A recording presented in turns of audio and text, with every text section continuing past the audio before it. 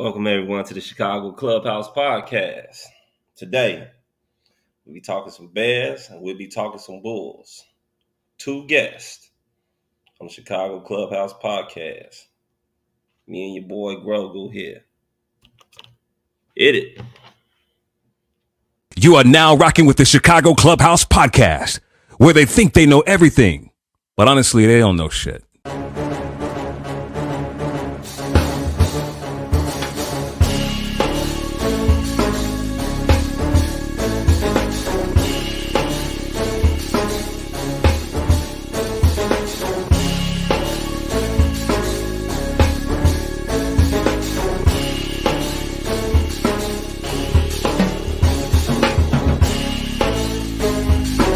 These summer league games and they tell you about these new up and coming coaches. I think we should get rid of every motherfucking owner in Chicago. Enzo and Caruso, both when they are on the court, are like your defensive generals. But they need to get that strong safety who's not scared to hit somebody.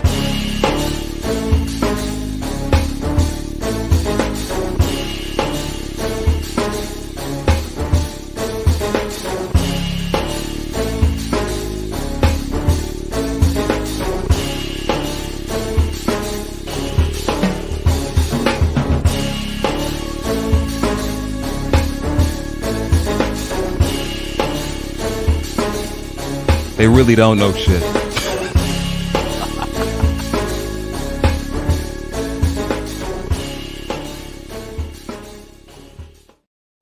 Welcome to the Chicago Clubhouse Podcast, where we think we know everything and we really don't know shit.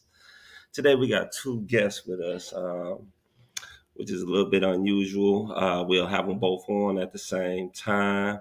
We're going to talk some Bulls. We're going to talk some Bears. I know it's kind of a little quiet right now on the Bulls front. Everyone's still putting in their mock drafts, trying to see what's going on, who the Bulls are going to pick, if they're going to trade down, who they think the Bears, who they think that the Bears should get, and what they're going to do with that. Number 9, we also had a guy come into town. What was that, yesterday? Some thought he would or could have possibly been the number 1 pick in the NFL draft, but he had a few off-field problems and showed up to pro day, out of shape, overweight, and didn't finish. So now there's a lot of speculation. Will the Bears take him at number 9? We don't know, but we will be talking to two guests, find out what they think about it. So let's go ahead and kick this off. I got my man Grogu here. You can always catch him Wednesdays on the Disney Plus channel, Mandalorian. So let's kick it off. Let's bring in our dream team. Let's start it off with our man, the stat man, who knows all the stats from the 80s, the 90s, the 2000s. My man, JB. What up, Fal? What's going on, JB? How you feeling, brother? Oh, can't see you, huh? Opening up that Moore's beer. Raise your standards. Man, just what's going on though, man? We had a guy come into town yesterday, man, and as we've shifted throughout the season, just kind of none too impressed with that cat. I'm sure we'll get into it a little deeper with our panel, but just, I think we're at a good place right now, and I want to just see Ryan Poles continue to make those impact moves. Like, don't rock the boat a little too much. Don't get too aggressive. As far as what some of the pundits are saying now about trading even back further, possibly trying to get JSN, Jackson Smith and Jimba. It's kind of like, let's not lose sight of what we've been doing. We might have a 10-year left tackle or so sitting right in our lap, and we need to take a look at him. And we're not just talking about Paris Johnson, So we need to make sure that we're, just kicking the tires on the right players, man, and not just get caught up in hype and names. I just don't feel it, man. Like, I don't feel like that is the guy for us. I mean, I just don't, man. What you think? Yeah, I'm not too impressed with him. I wasn't impressed with him when he didn't have them off the field problems. Like I said, make it real short and brief about my feelings on the guy. Do I think he's a talent? Definitely. Especially for everyone to sit up there and talk about he's a potential generational guy, could be a potential number one guy at that particular point in time. I just didn't like the way that he was producing there, especially when he was producing on the defensive line that was heavily stacked over there at Georgia. And see what he done in 2 years, 6 sacks. Now, he may have had a bunch of pressures or hurries or whatnot, and that's cool. But at the position that you're trying to draft him at, which is that 3 technique, which is what you want to sit up there to create sacks. 6 sacks, 2 years with a stacked defensive line at a big time school like that, I'm not impressed. I'll pass. Then you come in, overweight, out of shape, can't finish because you cramping and all this type of stuff. Yeah, I'm good. So let's see what other options that we got. So that's just my take on it. But So we'll dig a little deeper. We'll dig a little deeper on that because we'll definitely dig a little deeper on that. So let's go ahead and bring in the other member of the Dream Team, our man, the man. He's a tank, but we call him Frank. Frank, the tank. I like that one. I like that one. You like that? I like that. Cheers. Got the whiskey back. Yeah, definitely. Took a break on the beer. How's everyone doing? Dilly, Frank. Oh, yeah. I rocked out the proper 12. Going Irish. Gotcha. Oh, okay. Going Irish. Yeah, how you doing today, brother? Doing good, man. Doing good. How's you guys doing? Oh, pretty good. I'm interested to talk to our 2 guests today. Sure. I haven't been able to catch any of their shows, but I do know exactly who they are. And I'm interested to see their take on these on the Jalen Carter situation, and also what they think that the Bears will do. And also maybe we can even get a little bull talk out on since the season is winding down and playoffs are right around the corner. And very depressingly winding down, that's for sure. Yeah. Is it depressingly or is it like, thank God it's over? It's depressing because I didn't expect this shit. Sure. I don't know why not. I didn't expect it to be this bad. I expected them to at least be in a playoff spot, not a play-in. But hey, what can you do? And as far as the Jalen Carter thing, yeah, we'll dig in deeper with it. And sure, all you guys know I was never a huge fan of Jalen Carter, and I understand he's been going through a lot of shit. Which that's not an excuse for your profession that you have right now, though. But I mean, they did bring him in, and supposedly it was all very good vibes. So, I mean, I want to bring him in for another private workout before that draft day to see if his ass is actually in shape or if he's still pounding down donut holes. Yeah, definitely. Considering we just took him out to eat, I don't think that. That's true too. Hopefully, they took him to a good healthy bar. Look, he's in A shape, but Yeah, bullets. Yeah. Love you though, but yeah. Yeah, well, shit. Maybe they took his ass to a salad bar or something. I don't know. I hope so. Well, you know what, Frank? Let's bring in our 2 guests. You know what? I'll go ahead and let you do the do again. Our 2 guests. So we got from the First and 10 podcast. He's been with us before. Happy to have him back. It is Foz. What's going on, guys? How are you? Hey, good. Thanks for having me, brothers. You guys ready to talk some Bears? You guys even ready for the draft? Absolutely. That's the only thing we have looking forward to here in Chicago, I'll tell you that. That's for damn sure. I had that waste of visit yesterday, in my opinion, but I mean, it is what it is. So, yeah, it's the great unknown. We don't know what's going to happen. That's what makes it feel so good. You just don't know. I think the Bears pigeonholed themselves. I don't think they should be going defensive first pick at all. I mean, they messed up not signing a big old lineman this offseason. I mean, I think that's really kind of messed up. Going after a dude like Orlando Brown or that big dude from Jacksonville. I mean, we need more protection for Fields. So I'd be kind of pissed off if they want defense first pick, in my opinion. Yeah, we'll get into that. I still think they need line, whether it's defensive they line. They need everything. They need a lot of puzzle pieces. That's where I'm going with that. Now, Foz, that's very telling what you just said, because I would like to point out two things. One, Kansas City didn't even re-sign Orlando Brown. They went and got Jawan Taylor, who you're speaking of, who is actually the better left tackle. Part two of that, Orlando Brown, they said he wanted to set the market. He didn't even come close to setting the market for what he took. From what I heard, he took less from what the Bears did. No, definitely not. He dropped the ball on that? Apparently, he's kind of a off the field. I hear that too. I heard that too. Especially when we brought up locker room. Yeah, so. And I did hear he is. And again, that's the last thing we need in this brand new squad is some jerk off in the locker room. Yeah, I agree with that. All right, so let's bring in our other guest. He is a Chicago Bears beat writer, and from the CHGO Bears podcast. Gotta love him, Big Nick. What's going on, everybody? I said it before, Nick. I finally got you on, man. I'm happy to have you on. I'm glad to be here. I know we've been trying to message back and forth, try to get me on one of these Tuesdays. It just never shaped up. And then I saw the last message. I'm like, we're making this happen. We're going to make it happen this Tuesday. Talk some Bears. Have 23 days before the draft, so plenty to discuss. Like you guys said, a lot of uncertainty, but here to talk about it. Yeah, for sure.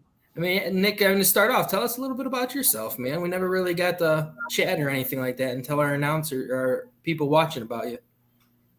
Yeah, so how you got started and everything too. Yeah, for sure. So I went to the University of Iowa, so seeing my Hawkeyes lose LSU hurt, a couple days ago, but that's all right. It was nice to see them in the championship. But I went to school not knowing what the hell I was going to do. Being an open major, I actually reached out to Field Yates, who was a young guy at ESPN. I'm like, dude, you're talking football, young guy. How'd you get that job? He DM'd me back with his email, and then he sent me a long message how he got in the industry. I'm like, all right. Make a blog post each and every day, try to get consistent in your craft, and, kind of got into sports journalism, found that passion. And, it was just on YouTube creating post-game shows for Bears games when they were, the John Fox era, which was fun for all of us, I'm sure. And, breaking down those games, and it consistently just kept building up as I was producing content. And lo and behold, a couple years later, 7 years later, CHGO kind of starts up and coming, sees our podcast at the time was called the Chicago Audible, buys us out, and now I'm at Hallis Hall and covering the Bears, going to road games, home games. So just consistent with the process for sure. But it's a little bit of the upbringing, how I got into it and where I'm at right now. It's awesome, man. That's what's up. Yeah, that was a great game though, man. That Hawkeye game, it was a really good. It was just an entertaining. Women's tournament. I think it's great for the sport. I want LSU and Iowa to face off in the championship again, just because of the storylines that are now kind of shaping up here. But I think that's where JB started off with this, but I don't think. Yep. They knew exactly. Yeah, and that was a very. I love how she came out though, and she was just like, "No, there's no hard feelings out of that. It's a competitive game, man. Who cares?" Yeah. Good for you. That's how you should take it, not cry and whine about it. If she doesn't have an issue with it, then why does everybody else?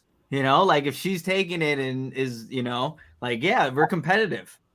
Just like the guys, we're competitive. We show our emotions, but see, that's the bigger problem. That's the bigger problem is you want the ladies to bow and curtsy and be all prim and proper. Yeah. No, they're out there playing ball just like us men do. When Steph Curry puts you to sleep. It's like, oh wow, look at that. And plus, she really can't get mad because hell, she did it first and has been doing stuff all year. Yeah. So I don't look, it's a non-story. So we're gonna move past it. Let's get into these Bears. Because man, I'm gonna tell you right now, I'm reading all these what people think they should do, whether they should draw back and trade back and get another early second round and another first round, all that kind of stuff. Kind of want to stand pat, man, and I'm gonna tell you why.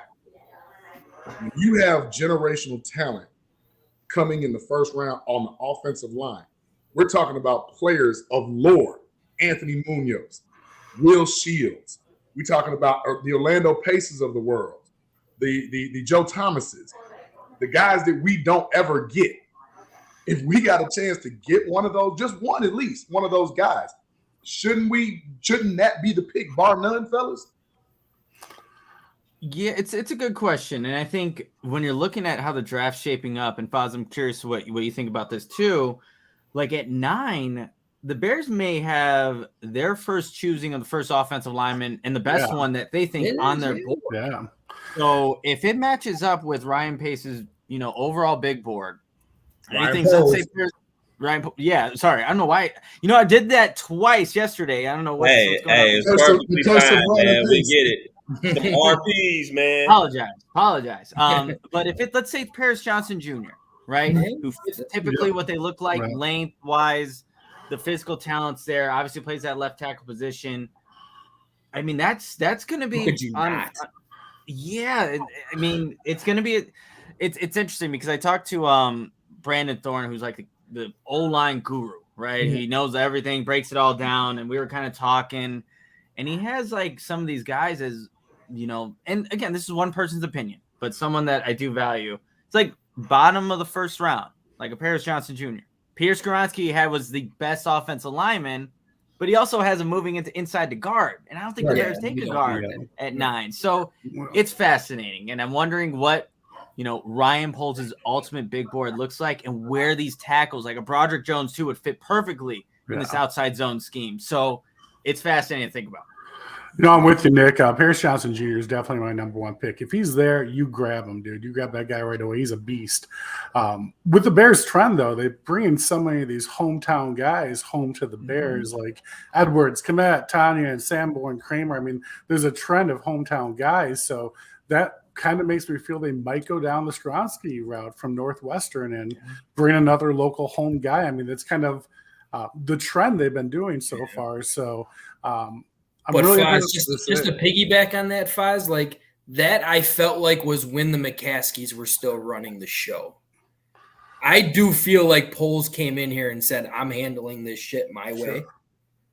I ain't going to take a hometown kid unless he's the best kid on the board. I mean, Tanya and Edwards were local guys they picked up. Oh, yeah, that was signings, though. Yeah. And, I mean, that's good signings. Sure. I do like those. No, and I mean, and one thing, too, like, and I think it was Fowl who said he loved him. Why not? If you do take 9 and you push it back to, 13, 14, I don't want to go in the second round. But if you can push, say a quarterback does slip to 9 and somebody in, that 15, 16 range wants that quarterback, and you still have that Ohio State other tackle, that big 6'8" beast, who they still pick him as probably at least a late first round, and you possibly get another third round pick out of it. I don't know if I could deny that too, if a quarterback slips. Yeah, guys, like you're speaking of DeJuan Jones, like I was at the Senior Bowl. That dude is like 3 guys in one. He wasn't even wearing shoulder pads one of the days, you guys, and he was still the biggest dude out there. It's incredible, but yeah, he's moving people for sure. But I think the big thing, let's say if the Bears want to trade back from 9, it's because they're 50 picks until their next pick in the draft would be. So that's where I think when you're thinking about why Ryan Poles would even consider doing something like that, it's so he can also get. I think there's a good amount of talent between that 10 spot and about 53. And if you can get another spot in there, plus whoever you trade back with their first round pick, you're just getting more swings, right? At potentially getting impact players. And we were just talking about the Bears have so many needs that you could take maybe the second best offensive tackle, and hey, you can maybe go get like a guy like Zay Flowers, go give him to to Justin Fields as well, more weapons. But I could definitely see that, like for me, as I'm we're still 23 days away from the draft, trade back is definitely on the table, especially if, let's say it's Will Levis that falls. Someone, falls in love with the physical talent that he is. Hopefully someone does. Like, go offer him something. And I'm thinking about like what when Justin Fields dropped, or when the Bears moved up to 11 to go get him, the Bears had to give up a first round pick the following year.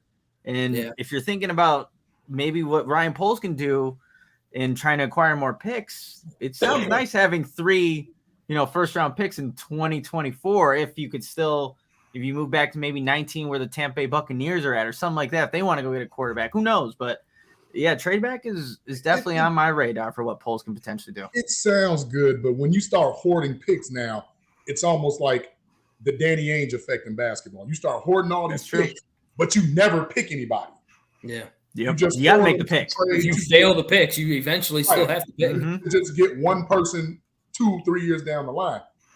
I mean, is that a way to go for this Bears team? No, because of all the holes you still have. We've addressed the defensive line, fellas, but we haven't gotten that guy. No. We haven't addressed the offensive line other than signing Nate Davis. I'm sorry to say, I'm not impressed with you. No. I'm still not. I'm on the fence with Braxton Jones. Do we keep Whitehair? Because, cutting him and getting that $9 million is very attractive for somebody that likes money. Mm-hmm. So, I mean, I'm looking at a guy in the second round. Hell, I'm looking at Cedric Van Printen from Georgia center. Like, I'm looking at plug-and-play guys right now who are upgrades than what we already have. And on that line, I don't care. We can go get Jerry Rice and Randy Moss in their prime for Justin Fields. If we don't solidify that line, it's not going to matter. Yeah. And all that talk about the line ain't that bad. Yeah, we were the best rushing attack because our quarterback ran for damn near 1,200 yards, 7 yards a clip. You would have broke the record if you didn't get hurt. Like, they get graded off that type of stuff, right? So it's like, in my world, you have a chance to make an impact at 9. Whether it's, I cringe when I say this, whether it's Jalen Carter, whether it's DeJuan Jones, whether it's Paris Johnson, whether it's Skaronski, you have to keep getting one of those guys. Because even if somebody does trade up to try to get that 9th spot for quarterback, if you look at the slots between the Colts and the Bears, what quarterback is being drafted? So somebody behind you is already trying to come up. They're probably not going to come up to 9. They're probably going to try to kick the tires on what Vegas got going on and the Saints, because they have already have established quarterbacks. Right. Unless somebody's trying to, get Will Levis, or I've been hearing some buzz about Hendon Hooker and his recovery. Mm-hmm. Yeah. But we're talking about teams that are back up, possibly Tennessee popping up. Well, I don't think Tennessee's going to make too many more deals with us. Yeah, we just took their second best offensive line. That would just be dumb. And they're trying to trade their other offensive line. Yeah. Like they're gutting it. I don't know what they're going to do. Hit me. So like, is that the dumpster fire that we're going to jump into? No. Yeah. I mean, it's so many different ways that you can go about it. First of all, you sit up there and you think, are we really willing? How far are we willing to go down in the draft? Okay. So that's one thing that you want to sit up there and think about. Then you got all these different rumors, like you were talking about Hendon Hooker. Then you heard the rumors about what's Tennessee's DT, the young guy that had 11 sacks last year. And then had 8 sacks. That was just moving back like 3 spots too, wasn't it? But I heard people talk about possibly giving them a first-round pick just for him. So now you sit up there and you look at it and like, okay, so what did Ryan Poles do with that number 9 pick? I mean, with that first overall pick, he turned it into DJ Moore. He turned it into a first-round pick for next year, and he turned it into what's his name? I think it's Jeffrey Sims or something like that, whatever his name is. So, you got so many different scenarios. I know you guys keep talking about that offensive line, and I do believe. To me, I want to see which one has the greater depth. Is it the defensive line or if it's the offensive line? Best available, I feel like, in the defensive line. I damn sure wouldn't touch the kid from Northwestern. I just wouldn't. Because if you go ahead and you do that, the scouts are saying it, pretty much everybody's saying it, the guy's going to get kicked inside. That's all you need is short arms. More guards. Goddamn. We were just talking about like that the Bulls, weren't we? It'll fit perfectly. We need a shitload of fucking guards, okay? So we already got them, all right? Like I said, Paris Johnson, I know someone was telling me, I don't know if it was you, Foz, that said, or maybe it was you, Nick, that said that, what's the guy named Broderick Jones? Mm-hmm. Georgia. He's a better fit. The scheme that we have. What happens if Tyree Wilson is there? Dude, Tyree Wilson fits what the Bears want in a defensive end. Do you all in here value him over Paris Johnson or whatever offensive lineman that's on this draft right now? I think I'm still gonna go. I'm gonna go Paris Johnson still, man. That dude's arm reach, man, will just take out the entire line. That dude's crazy, man. Yeah, but he's a freak of nature. What if you pull out another second round pick and still get the 6'8" guy with even a bigger wingspan? Well, I mean, with the Bears position, they're definitely going to be passing up on something they could use in that position. I mean, they're not going to be able to get what they need in both of those. I mean, we're passing up on something, so you got to take the best of both worlds. I mean, I think number one priority is best pass protection, offensive lineman is what we got to go for this year. Give Fields an opportunity to pass out of the pocket, and let's see what our receivers can do this year. So that's where my head's at. Yeah. Real quickly, you guys. Oh, go ahead, man. If we're thinking about best player available, and as the board's falling, and I'm not for this move, but like let's say Texas running back Bijan Robinson's regarded as the best, one of the best prospects in the draft. Mm-hmm. If he's there at 9, Ryan Poles decides, hey, we're gonna stick to our board, we're gonna stick to our beliefs, we're gonna stick to best player available and drafts the Texas running back.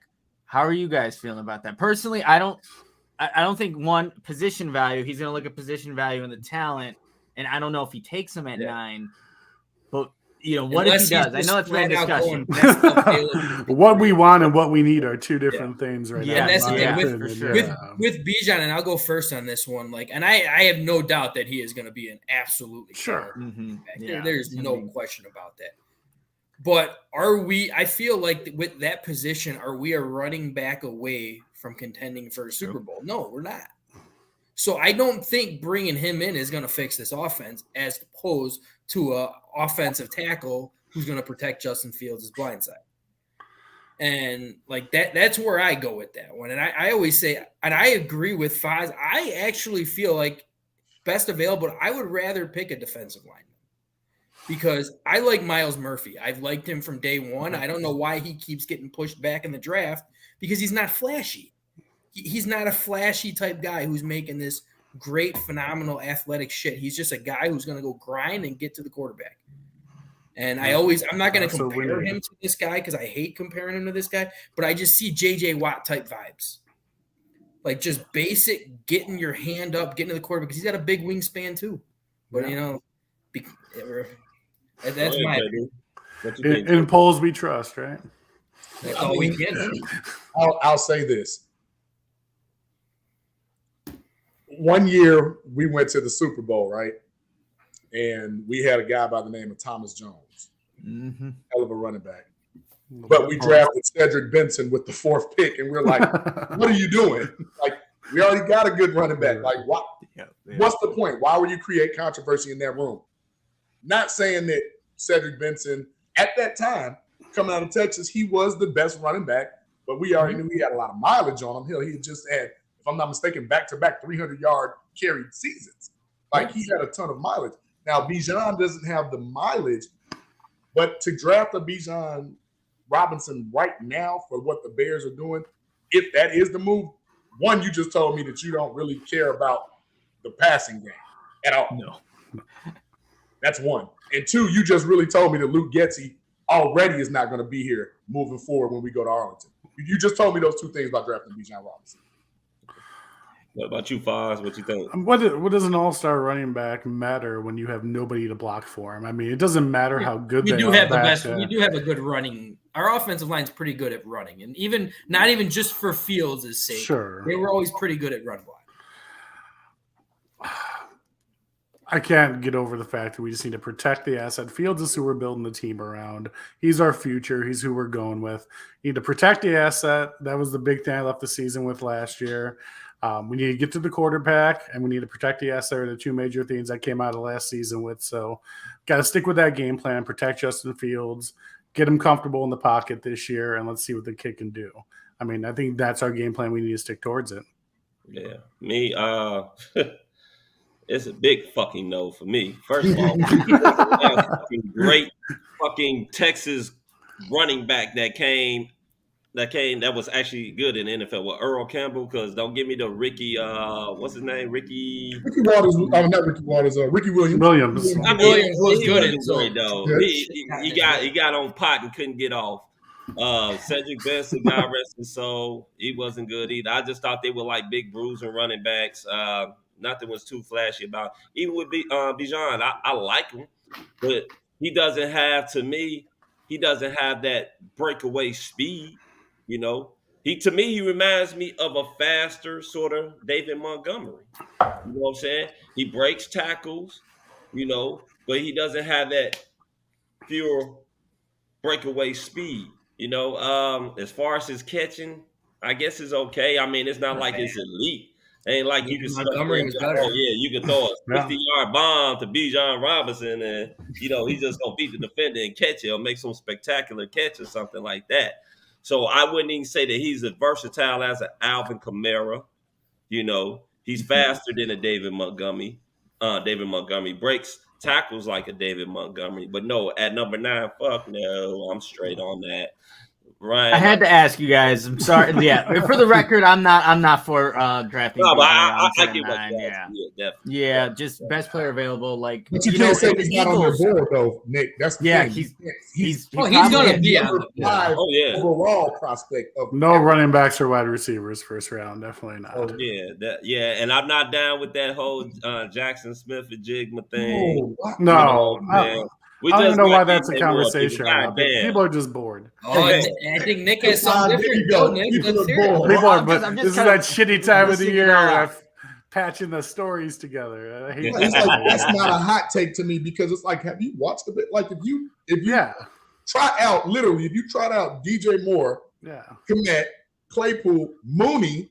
You know what I'm saying? Dude, we're solid. We're good. We're solid. We went from a very shit wide receiving core to a damn pretty good one. And then you still got Velvet coming off the bench, Oh, you said it. Hold up. I mean, DJ Moore is the 3rd best receiver on the Bears. Hi, I'm David Jones. That's our Valus right there. Yeah, they don't know. We don't call Valus Jones. We call He's Velvet. Okay. Maybe trademark that stuff, and the jerseys are coming out. Yeah, nice. So and that's what I'm saying. Like, if we've been trying. Like, look, the closest thing we've had to a 4,000-yard passer was my man Eric Kramer. Shout out to Eric Kramer, been on the show, love that guy. Yeah, but we haven't had a dynamic passing attack to that magnitude since then. We had some years with Cuddy where, we had, Marshall and Jeffries were looking. He was close that 1 year. He was like 36, 37. Close, but now it's like we're regressing because now we're going back to ground and pound. But I thought we didn't come here to run the I formation a la Matt Nagy. Yeah. But then Eberflus and Getsy want to get off the plane running. They want to get off the bus running. It's like we're stuck in neutral. If you got like this evolution, we know now too, before we get to the defensive side of the ball, we know now too, if you can't pass the ball, you can't play in this league. Yeah. Oh, definitely. I mean, look at the AFC powerhouse teams. Every team is a passing team. The run game is it's complementary. Exactly. And control the clock, and that's it. But otherwise, you better be passing that ball if you want to win the game. That's true. But I always say the key to keeping them high-powered ass offenses off the field is running fucking ball. Yeah. I agree. And a good play action.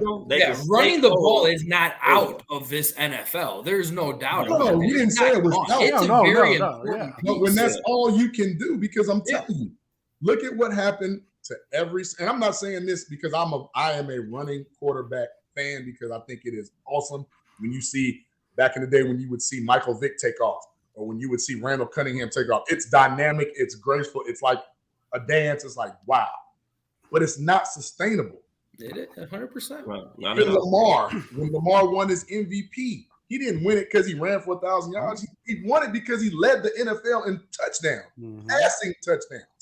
Yeah, like you can run and everything, but you still need to throw that ball. Yeah, exactly. You got to keep the offenses off balance. That's why I'm all for still running the ball as a quarterback, but it's got to be. But if you don't fix the line, fellas, defenses, they evolve just like offenses. I'm gonna be like this. I got one-on-one on the outside every single time because he's not gonna have enough time to throw the ball. I'm a QB spy. I'm gonna go into some type of nickel prevent with my 2 fastest linebackers every time, and I'm gonna dare Justin to run, and he's gonna get hurt. We saw glimpses of that last year because even when there was like people open the few times that it was, hell, Sam Mustipher's like a damn turnstile. Oh, that guy.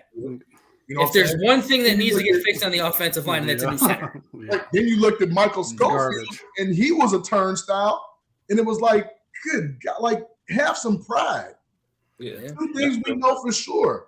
is that either one of those guys that you bring in from watching their tape in college, Skoronski, Jones, or Johnson, they're maulers. They take pride. They don't give up pressures and stuff. Like, I want that guy. I don't want the guy that's got the cute name and been in the league for a couple of years and is a good old try-hard kid. I don't want him. I want the nasty. I want the Quentin Nelson, man. I want the person that's going to put somebody on their butt. Yes, sir. That's what I want. And the piggyback off that, I wanted to ask you guys, Nick and Foz, what do you guys think about Braxton Jones? Because I know you guys are sitting up here talking about going offensive line. So if we're talking about going offensive line, that's basically moving Braxton Jones out of that left tackle position and moving him over there to right. So do you guys think that he can't sit up there and get the job done over there at left tackle? I'm going to give him this season. I think we need to give him this season to really see how everything rolls out. I'm hopeful. I mean, he put up some decent numbers last year, so hopeful with a move he'll be okay. But, I mean, I'd rather keep him than try and go out and spend or waste a draft pick on anything else. So give him an opportunity. That's where I'm at. Yeah, for me, like, I thought he showed some consistency in the middle of the season. Then I think back to that Detroit game. We all know the Detroit game where they whooped the Bears' ass. And Braxton Jones did not have his best game. Let's say that. But for me, I would like to see him have another opportunity. But if Ryan Poles thinks, hey, Paris Johnson Jr., we're taking you, we're going to move Braxton Jones, let's do it. Oh, yeah. Because Matty Eberflus left that door open at the NFL owners meeting, saying that if they need, like, if he can move from left to right, that could be a possibility. And kind of going back to my discussion with Brandon Thorne, he's like, Braxton Jones is basically the same guy he evaluated out of Southern Utah in the 5th round as a rookie, and he says he has a fatal flaw in pass protection. Mm-hmm. So it's not the thing you want to hear, right? But the question is it coachable? That's like is it coachable? He said it's not that fixable. And again, that's one person's opinion, expert person's opinion, and we'll see what the Bears coaching staff can do. What's the fatal flaw? Basically, he drops his hips, he opens up the corner, allowing for defensive ends to kind of go inside. Yeah. Has a false step. It's something really technical. It's in an article I wrote at CHGO, but we'll see what the Bears coaching staff thinks, because I think the Bears coaching staff is still high on Braxton Jones and what he can do. Mm-hmm. And for a guy who didn't miss a single snap, that's not bad for a 5th round pick. Got a Southern Utah, right? He had his struggles, but he got his touches. He got his time. He got his experience. That's not bad. But Fred Miller told us the kid's got bad feet. He can't dance. Yeah, Fred Miller did tell us that. Yep. And that is very telling, because at that left tackle position, when you're protecting the blind side, you need to be able to have good footwork. You need to be able to take on that bend. When you got a DN that's got that wiggle, like, you need to be able to put pressure on the defense as they're coming on. Darnell Wright, bullets. I'm 100%, brother. Yeah. And unfortunately, what I say is this: if they saw that as a fatal flaw, then why did they draft him as a project trying to be the smartest person in the room? Yeah, like, we got to stop doing that. Yeah. You know what? I'm just gonna put it out here, man. I've said it once before, and I'll give a shout out to my cousin once again to put me on the dude. That dude Jones from fucking Ohio State, the right tackle. Yeah, the right tackle. The one. I know. Paris getting all the pub. Y'all know this big son of a bitch only allowed 5 fucking hurries the whole year. 0. Well, I mean, people don't sack the quarterback that much at all. 5 fucking hurries the whole. Let me say that again, Grogu. You hear him? 5 fucking hurries. The whole 5 He likes it, man. He likes the whole fucking year was 0. That shit's funny. 0. The son of a bitch is 6'8", 350 plus pounds. Mm-hmm. Yep. And the one thing that everybody sit up there said, like you said, Nick, he's like 3 fucking human beings in one. It's nuts. And everyone, and I don't get why we're not hearing more about this big ass dude. I do not get it. All I hear about is Paris Johnson, because I think Paris Johnson actually gave up more hurries or pressures than he did. I think he was more athletic, though. I think that he might have, but freak athletic. But And then he's got the longest fucking arms in combine history. The fucking longest arms. And then I'm sitting up here. So my cousin, he sends me, he's like, hey, cuz, watch this. So I'm sitting up here. I'm looking at this film of him. The son bitch punched like fucking Drago off of fucking Rocky. I mean, when he's just that punch, all you see is this right here. Like the guy just moving back. He does it. He gets his hands on him first, and he showed me film of the guy in the championship game, whatever game they was playing Georgia. This fucker out here pancaking every fucking body. It didn't fucking matter. He put your boy on his ass too, number 10. We gonna talk about his ass in a minute too. Oh wait, what's his number? It ain't number 10. What's his name? That's what he doesn't want to talk to no teams outside the top. Talk about Jalen Carter, number 88. That fucking soon to be bust. Since about him, we're gonna go to him next. Yeah, matter of fact, I want to hear what their let's go to. I want to hear what their point of view is. Let's say Jalen Carter slips to 9. What are we doing? Because we all know we are in desperate need of a 3 technique. Yeah. Desperate need of one. I don't want him. I'm sorry. Go ahead, Nick.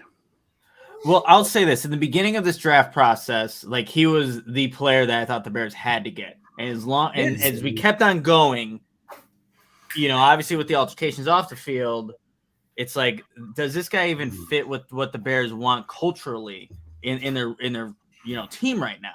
And that's why that visit, that 30 visit that was 2 days ago or yesterday, was I think really important for Jalen Carter and Ryan Poles to kind of figure out who are you as a person and can you learn from the mistakes that you've made. But on the field, I think when Matty Eberflus says he wants the engine, the penetrator at the 3 tech, he fits that. But like, is he gonna? I don't know if he seems like a guy that's gonna mesh with this hits principle that Matty Eberflus is so big on. Like when you're at when you're at these practices, you guys, like the Bears are going, and I know he's had a lot of stuff personally in his life, but during the most important, arguably one of the most important days of his life, his pro day, dude can't even go through drills. Yeah, no, he's overweight and can't even finish, man. That's concerning. That's concerning. But like the talent on the field, if he's on, it does fit what the Bears need. I honestly don't think the Bears would take him, and I don't think he's even going to be there at 9. But it is fascinating to think, like in the beginning of this process, like I was him over Will Anderson, and now it's like, yeah, let someone else deal with Jalen Carter and see what ends up happening.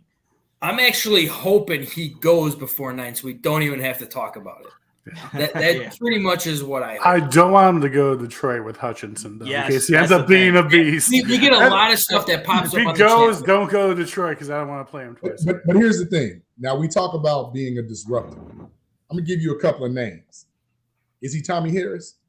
Is he Tommy Harris-esque? Size, I mean, probably not. No. Well, first of all, he's a little bit bigger, but he doesn't have the agility that Tommy Harris. Is he more BJ Raji? Remember BJ Raji from the Packers? Yeah. To me, that's more who he is because he damn sure is not Ndamukong Suh. He damn sure ain't Warren Sapp. He's not Ted Washington or Keith Traylor. What he is was he was one of the biggest, strongest kids with a bunch of kids and still didn't produce. I'm sorry, but like 6 sacks in 2 years, but you're this great disruptor. I need more, man. Yeah, because I know. When you're talking about the hybrid cover 2, the Tampa 2 variation, your 3 technique is like that's your Goku. That's your God. Like you have to have that guy. You see what you follow me, Nick? Like, absolutely. You have to have that guy. And right now, the off the field issues, I mean, as concerning as that might be, I'm wondering, does the kid really? I like that. Yeah, fucking love Dragon Ball Z. Let's go. I'm wondering if the kid really wants to play football. I'm afraid he is going to be like, who did we just recently have who actually just came out of retirement again and is playing for Eddie Goldman? Goldman. I don't want him to be like Eddie Goldman. Eddie Goldman was very good for a few years, but then just, felt like just didn't have the love for the game anymore and retired. I see that in him, and I'm not saying that every great player doesn't take plays off. I've seen with my own eyes Ray Lewis take plays off. It happens. It's part of the game. Yeah. But this kid is not just taking plays off. they're running opposite side of him like, how you can't catch us, and laughing at it. So this great disruption that like he can be neutralized so simply. And the way the defenses and line play changes, I don't see him as a fit for what we. Now I'm not saying he can't be something, possibly turn into something, because we don't know. But as currently presented to us, I don't want him. I don't. So I think, like Adam said in the comments down there, I think he's going through some mental issues. Obviously, everything that happened off the field. Was that Adam? Yeah. I think that brings up a good point. He's going through emotional, mental stuff. Obviously, he put on some weight. I mean, you go to the combine, which is basically every player's like Oscar. They've been working for that their entire career to get a chance to prove himself to go to the NFL, and you totally just shit the bed. So I mean, where's this guy's mind state right now? Obviously, in the gutter. I mean. I wish the best for the kid. I think he definitely needs to get through some things, but I agree with you. I don't want the Bears to be his psychologists to try and work it out. We got enough of our own problems right now, but I do wish him the best in the future, but I definitely want to say pass on him. Yeah. I'm just hoping he's not there, but I agree. I don't want him going to Detroit. Yeah. Like definitely. That would be a scare right there. Yeah. I also and I had a little fun in the off season when we got that number 1 pick and going through. I built like a pivot table type thing for all the top prospect type players, and I'll tell you what, Jalen Carter was non-existent against top 25 teams. He did absolutely nothing. And then even after I made that, I went back and looked at his highlight tapes. I didn't see any freaking highlights of good teams. So I was just like, I'm sorry. I just don't see what everybody else sees in him. Well, I know I damn sure don't see it, because from the get-go, before the Bears had traded that number 1 pick, I liked Will Anderson. 17 and a half fucking sacks. Will Anderson was my first love coming out of this draft. Say it again. 17 and a half sacks with 101 tackles. That's fucking production. I don't give a fuck if you played the Sisters of the Poor. Yeah. You got 101 tackles with 17 and a half sacks. And that's not including the tackles for loss. Yeah. That's the thing. And I know he's on a similar trajectory. That dude's going to murder. You asked me to build that little pivot table for Will Anderson, because a lot of people were saying, it was like, well, he had 17 and a half sacks. Why did he only have 12 the year after that? He literally did not rush the passer. I think it was 52 less times than he did the year before, because Saban said, "I was like, I'm preparing you for the draft for the NFL. I'm going to drop you back in coverage. You're going to learn so much more stuff, because we're still going to win freaking games." Yeah. And that's what he did. That's a great coach right there. Yeah. That is a phenomenal coach. Exactly. And then you look at the guy's tape. You see him. He takes a straight beeline to the quarterback. Ain't no hooking around trying to get it. He gets straight to his ass, where it's harder for the quarterback to get away. That's the type of production. That's what I saw. That's what I like. Now, when we go to Mr. Carter, like I said, the guy's playing the 3 technique, where you want pressure and you want sacks. 2 years on a very stacked Georgia line, 6 sacks. And I will agree with that, but I will say he was double coveraged. I don't give a fuck. Well, it's also coming down when you're looking at the double coverage. How many guys did Georgia have go to the pros last year? 11. It's safe to say that the best defensive tackle in Georgia went the year before was better. Correct me if I'm wrong. Who didn't Jacksonville draft a guy from Georgia? That's what I was just saying. Yeah, and he's better. Walker. I think he's better. Correct me if I'm wrong. Didn't the Eagles draft a guy from Georgia? The other tackle. Right? Yeah. Jordan, right? Big behemoth. Yeah. He played with them and still only got. And then there was another guy, another end that got drafted, I believe, in the first round too, or maybe in the second. And he still only got 3 sacks. Yeah, you're not wrong. Then he comes back this year where everybody talking about, oh, Jalen Carter this, Jalen Carter that. It ends up with what? 3 sacks All I gotta say is his things had to go down watching those 2 championship games because he did nothing. And he was coming off of the field on 3rd downs because he was too tired, too exhausted. So I just never saw a work ethic with Jalen. So he don't have one, Frank. Yeah. How many chances you gonna give a motherfucker?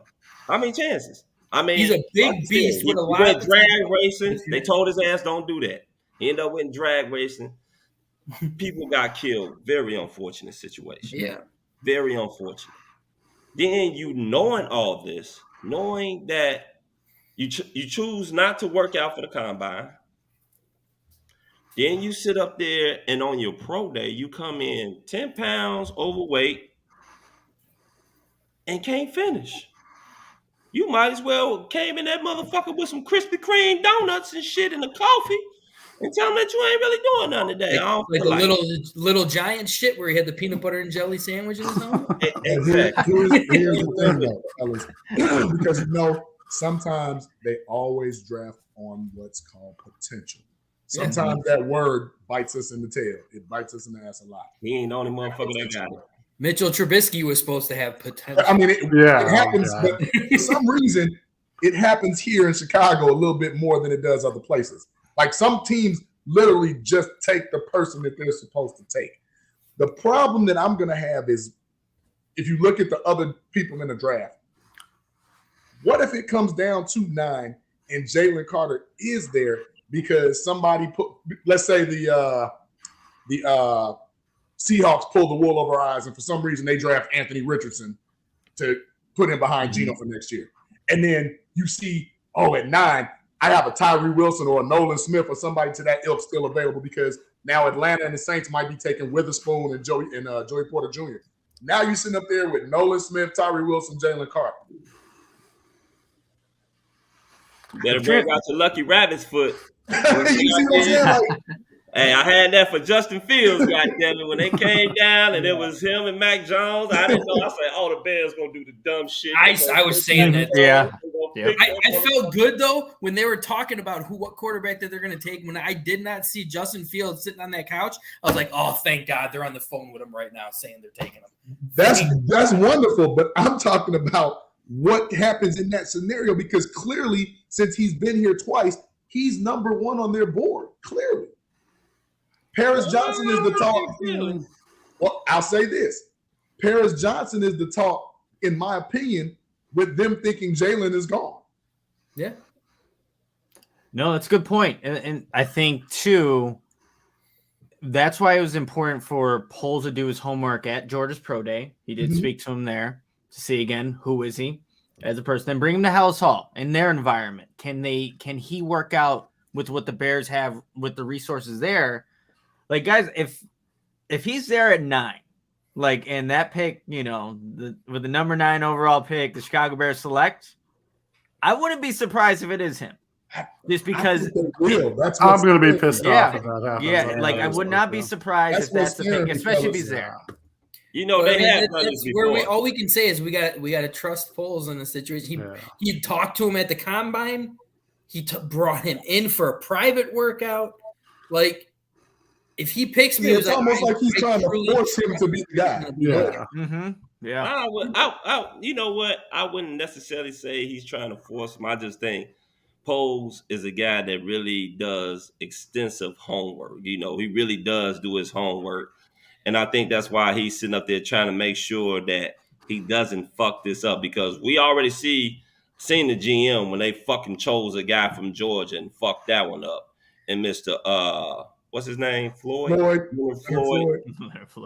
have a video on my. You just said that because I got to bring up a comment that just came up, and I love you. This is not me, Frank. By the way, I was like, Frank, sorry, there's no fucking way I would take Leonard Floyd over Jalen Carter. No fucking way. And that could be cheeseburger Jalen Carter. He could eat the Krispy Kreme donuts when he comes in here. I would not take Leonard Floyd over Carter for one big reason. What in the hell did Leonard Floyd do when they did not have Aaron Donald or Von Miller? He was non-existent. But you're asking a player to do something based on 2 other players. You're not asking Leonard Floyd to go out there and get you 10, 12 sacks. That's not what he does. No, you're not. But you need him to actually help pick up the pieces if those guys go down because he's your next guy up. But you're asking Jalen Carter to essentially be Aaron Donald, and you're hoping, he's not going to be Aaron Donald. You're hoping that he's going to plug the shit out of that middle, which is going to open up ends the pass rush. Worst case scenario, you hope that he could be Akeem Hicks. Yeah, that's a very good example. If he's Akeem Hicks, I'm cool with that. I like that. I like it. Absolutely, I'm fine with that. He was the man. But again, Akeem Hicks had love for the fucking game. He wanted to be there, and that's the thing that we all talk about with Jalen Carter. And I just want to say this right before we switch subjects and go on to something else when it comes down to the to Bears. With Carter, do you think maybe Rosenhaus gone and fucked himself by saying that this guy's not going to talk to no team outside of the top 10? No. Because your client really don't have that good of a track record, my brother, for you to be talking about he ain't talking to no team outside of the top 10. So this could be a scenario where this guy drops considerably in the draft. Yeah. Because he's not talking to teams outside of the top 10. I mean, maybe he's trying to do his little mojo magic and shit where, he gets these teams in the top 10 to sit up there and talk and make it seem like, okay, yeah, he's getting interested, but it ain't looking good, my brother, because I don't see really no team, maybe Detroit. And you know what? Fuck Detroit. I don't give a shit. Fuck them. I don't give a fuck. I don't think Detroit takes them the past 20 fucking years. I don't give a fuck what the fuck Detroit do. And if they do win some, them some bitches overdue. All right, cool. Hey, Detroit's gonna have a squad this year. Detroit's gonna. They're gonna contend. They're gonna contend. Let's just still remember, gentlemen. At the end of the day, this is Detroit. We talk. I mean, we always usually have Don Burr, a Detroit guy who comes on here and talks. He's in your chat too. Yeah, he's in our chat every fucking day. Yeah, he's in every Don Burr is probably a kid that's like fucking 17 years old and just fucking lays at home with his mom and just sits on every still in his mama's basement for sure. Talking about Detroit versus everybody. Wow, that's what you guys are doing right now to the first, whenever he comes on, all we think about is just you're all a bunch of fucking assholes. That's all we think of whenever we love him. I mean, he comments. He has a good time. I think it's fucking Eminem. He's from Detroit. I don't buy that, and that's cute for banner and television, whatever. Detroit is going to be a problem, and we better start respecting the fact that they're going to be a problem. We'll see. They proved last year that they're coming. They're going to be a problem, and my thing with them is if they get Jalen Carter, cool, but they have two good tackles. I'm fearful that if for some reason they get a Will Anderson, a Tyree Wilson, or Nolan Smith, we really in trouble if we don't get a goddamn left tackle. Yeah. We got to see these dudes 2 times up the year, maybe 3 if we meet them in the playoffs. We need to set ourselves up for success, not only based on what we need, but what we got to go against. That's not smart football. That's not smart management. And I'm saying I have a little bit more faith in Poles than I did before. But remember, Poles' track record with the offensive linemen so far via draft, free agency, and motherfucker, he only been in 1 year. God damn.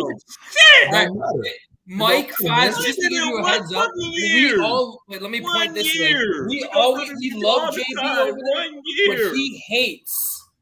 He has so much hatred towards the coach. Man, what fucking year? But Nicholas, Nick, hold on. Lay down the goddamn judgment. You can say that all you want, but Nick just said Ryan Poles scouted a guy to be a pass defender. I mean, the pass blocker whose fatal flaw was not being able to pass block. We just said that. We just got that information. So that just tells me that, okay, yeah, Ryan Poles might do his homework, but Ryan Poles still got some arrogance to himself, like he's going to make this be the pick. He's going to make this be the guy to do ABC. So let's pump our brakes because everybody that he's drafted line-wise either is just okay, got hurt and didn't make it. Everybody he picked up in free agency, what, Leatherwood and I thought they were plugged. Okay. So that's what I'm saying. Like, pump the brake before we anoint him GM of the year. Nobody's anointing him, but nobody's bringing his ass down either, JB. I can't destroy someone. I just said I need to see it. Nick I said I need to see it. This is what happens. This is what I need happens. to see it. Okay? That's okay. Let the man talk. Because, I mean, tell me where I'm wrong. Five, Nick, you have never heard this argument from us. Tell me where I'm wrong. I've been tortured by 20 years of bad coaching and management and administration, dude. So I have my doubts too, bro. I'm right with you. I mean, prove me positive before I'm going to give you any credit. But again, I think he has done an overall good job compared to the old regimen. He's on the right track. Exactly. He's doing good things. And again, I'm trying to be positive because it's so easy to be negative as a Bears fan. Yeah, you guys all know. So I'm just trying to give him the other side of the shoulder and be positive until he really pisses me off. And he hasn't done that so far. So I'll say this. Like, we haven't seen Ryan Poles yet, and you'll have his opportunity if he stays at 9 to pick an impactful offensive player, right? Agreed. Because he did the first 2 draft picks were defensive backs, Kyler Gore and Jaquan Brisker. So we're going to see what Ryan Poles, how good he can evaluate. Let's say it is Paris Johnson Jr.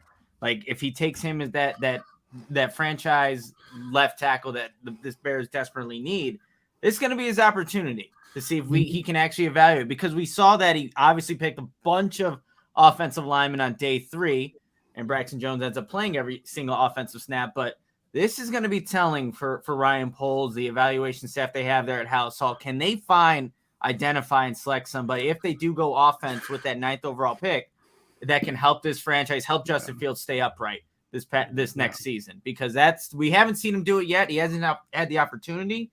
He might just get that on April 27th if they do choose to stay at number 9 overall. Yeah, you said it perfectly. I thought last year was all just he had to clean up the shit that Pace gave him. That's all that was. I couldn't judge him on doing that because I thought he did a great job in the draft. Getting what do we have? 5 picks that he turned into 11. Yes. I mean, I understand that they were all later round picks. We don't know how they're going to pan out, but he got depth at positions. And now this year, he has the chance to actually get more impactful players this position. We could all sit here and say, Brisker is a freaking beast. Yeah. Brisker is going to be phenomenal in this league for a long time. And I will say, if coaching, and I'll say this respectfully, gets their head out of their ass and Tyler Gordon back on the fucking outside, where he was dominant when he finished off the season on the outside when we had injuries. Like, he was shutting down top elite receivers on the outside, but we still keep trying to put him inside to this nickel. Go out and get a nickel. Put Gordon on the outside. You have a phenomenal secondary. And I love you, Terrence. Our boy Eddie Jackson had a great year. I know you hate him. You always hated him. Ever since he got that big payday, I was right there with you. But I will say he had a phenomenal year when you put Brisker next to him, who was actually doing more grunt and dirty work. Yeah. And like I said, I'm not sitting up here saying that Poles should be GM of the year and all this shit, and he's a great GM. No, he's still got a lot to prove. But you have to sit up there and give credit where credit is due. First of all, the guys that he selected as far as those offensive linemen, Braxton Jones wasn't even supposed to see time last year. The only reason why he was pressured into playing last year was because of so many fucking offensive line injuries. And let's look at no, that's not true. He was slated as a starter because they let Jason Peters. Sanborn's a big point right there. Looks like he stepped up. No, he wasn't. Riley got hurt. Schofield got hurt. No, that's not true. Chris, that's not true. Riley Reef was brought in to be a right tackle. He had a $10 million contract, and he didn't play because that escalator clause, and they did not want to give him that extra money. I actually side with JB on that, and I do feel like Braxton Jones was always brought in to be our left tackle. He always was brought in to be left tackle. Oh, okay. And then Jason Peters he didn't start off the camp as the left tackle. Who started off the camp as the left tackle? Who started off the camp as the left tackle? Because it wasn't Braxton Jones. These two go at it, by the way, Nick. Yeah, we I love it. Yeah. But yeah, my jam right there. Back to my point about Poles.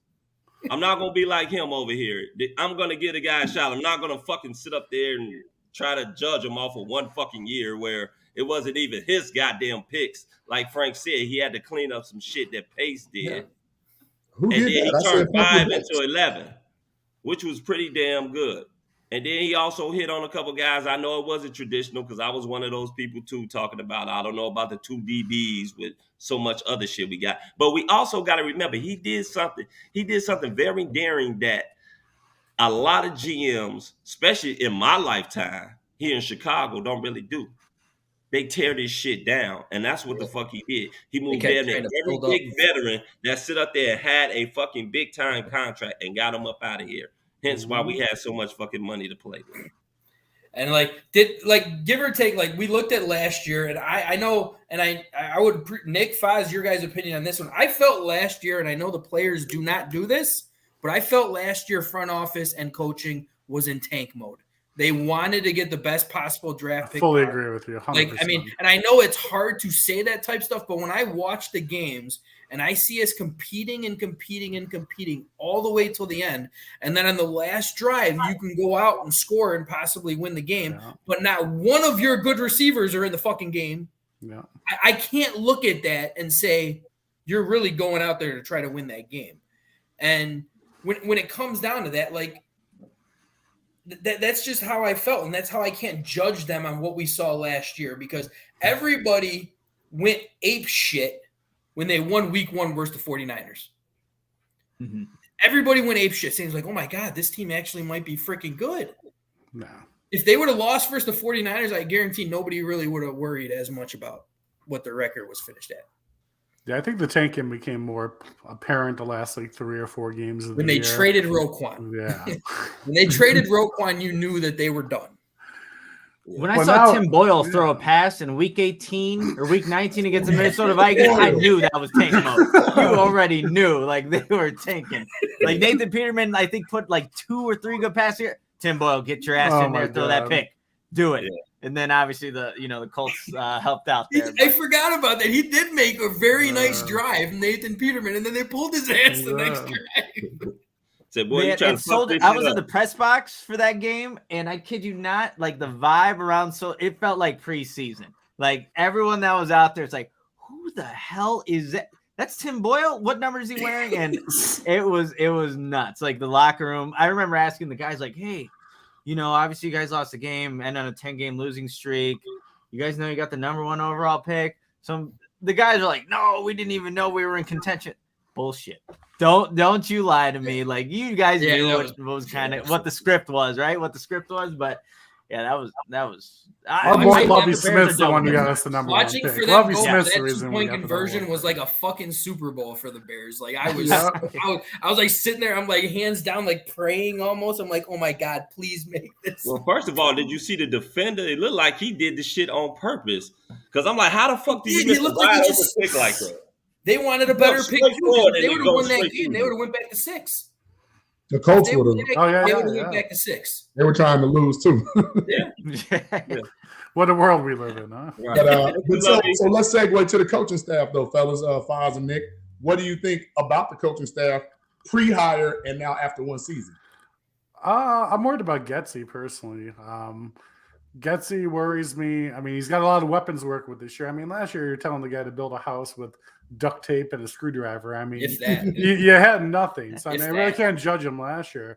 But now you go out there, you stack the offensive line, get Fields in the pocket. You got these wide receiver weapons. Let's see what play calls you're calling. I mean, if you're doing the halfback runs up the middle and the screen passes, I'm going to be pissed off. I mean, so I'm hoping Luke Getsy surprises me. He's young. He doesn't have much experience. But I hope he comes out swinging. Yeah, for me with Luke Getsy, I think there was stuff he had to do out of necessity due to the roster that he had. And the adjustment he made mid-season where the Bears had, were scoring 28 points a game. Justin Fields doing a lot with his legs. Credit to the coaching staff for finding the strengths of that team. But you think about it, when he was with Green Bay, yes, you had, the running backs there, but I don't know if that's necessarily what the Bears want to be. Like, a run-first team. They want to be a team that can do a little bit of both. And hopefully now that Justin Fields getting weapons like DJ Moore, and hope you add another piece of offensive line, we could see a little bit more of that. Because I think Luke Getsy is a very detailed guy, but there are definitely points throughout the season you're like, why the hell are you calling, a run on 3rd and 8 if you're trying to actually sustain a drive or whatever it may be? There's you can go to every game and point out, like, why is this the play call here? Is it just due to the roster that they have, just not the faith in the pass protection, whatever it may be? But I want to see him now with a legitimate number 1 wide receiver in DJ Moore and hopefully a little bit more protection up front. And then Fields just now in year 2 of this offense, being able to process things a little bit faster, go through it. So I still like what Luke Getsy can be. I like Andrew Janocko as a quarterback's coach, Chris Morgan, the offensive line coach. How do you guys feel about Alan Williams as defensive coordinator, though? And, he had a little bit more of the secondary, but like that secondary was causing interceptions, causing some turnovers with no pass rush whatsoever. So are you guys still? You go first, JB. It's all you. So let's flip it. You see what Alan Williams did with basically nothing. Yeah. Offense had more than Getsy was doing with a little bit of something, because early on they were not in tank mode. I take you back to a couple of games to where they're on the 1 or 2 yard line.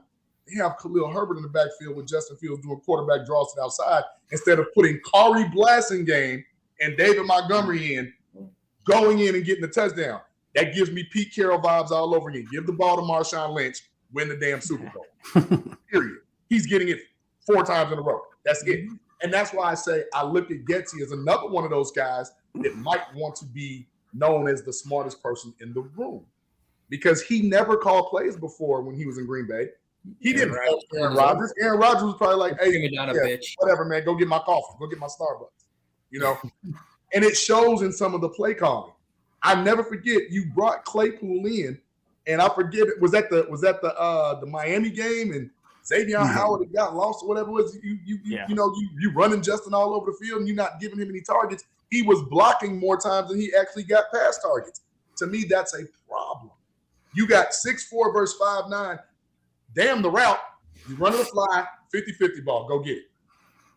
Because that's exactly what Andy Reid would do. And look how successful he is. I totally agree with him. With other people. So now I'm going to flip it back.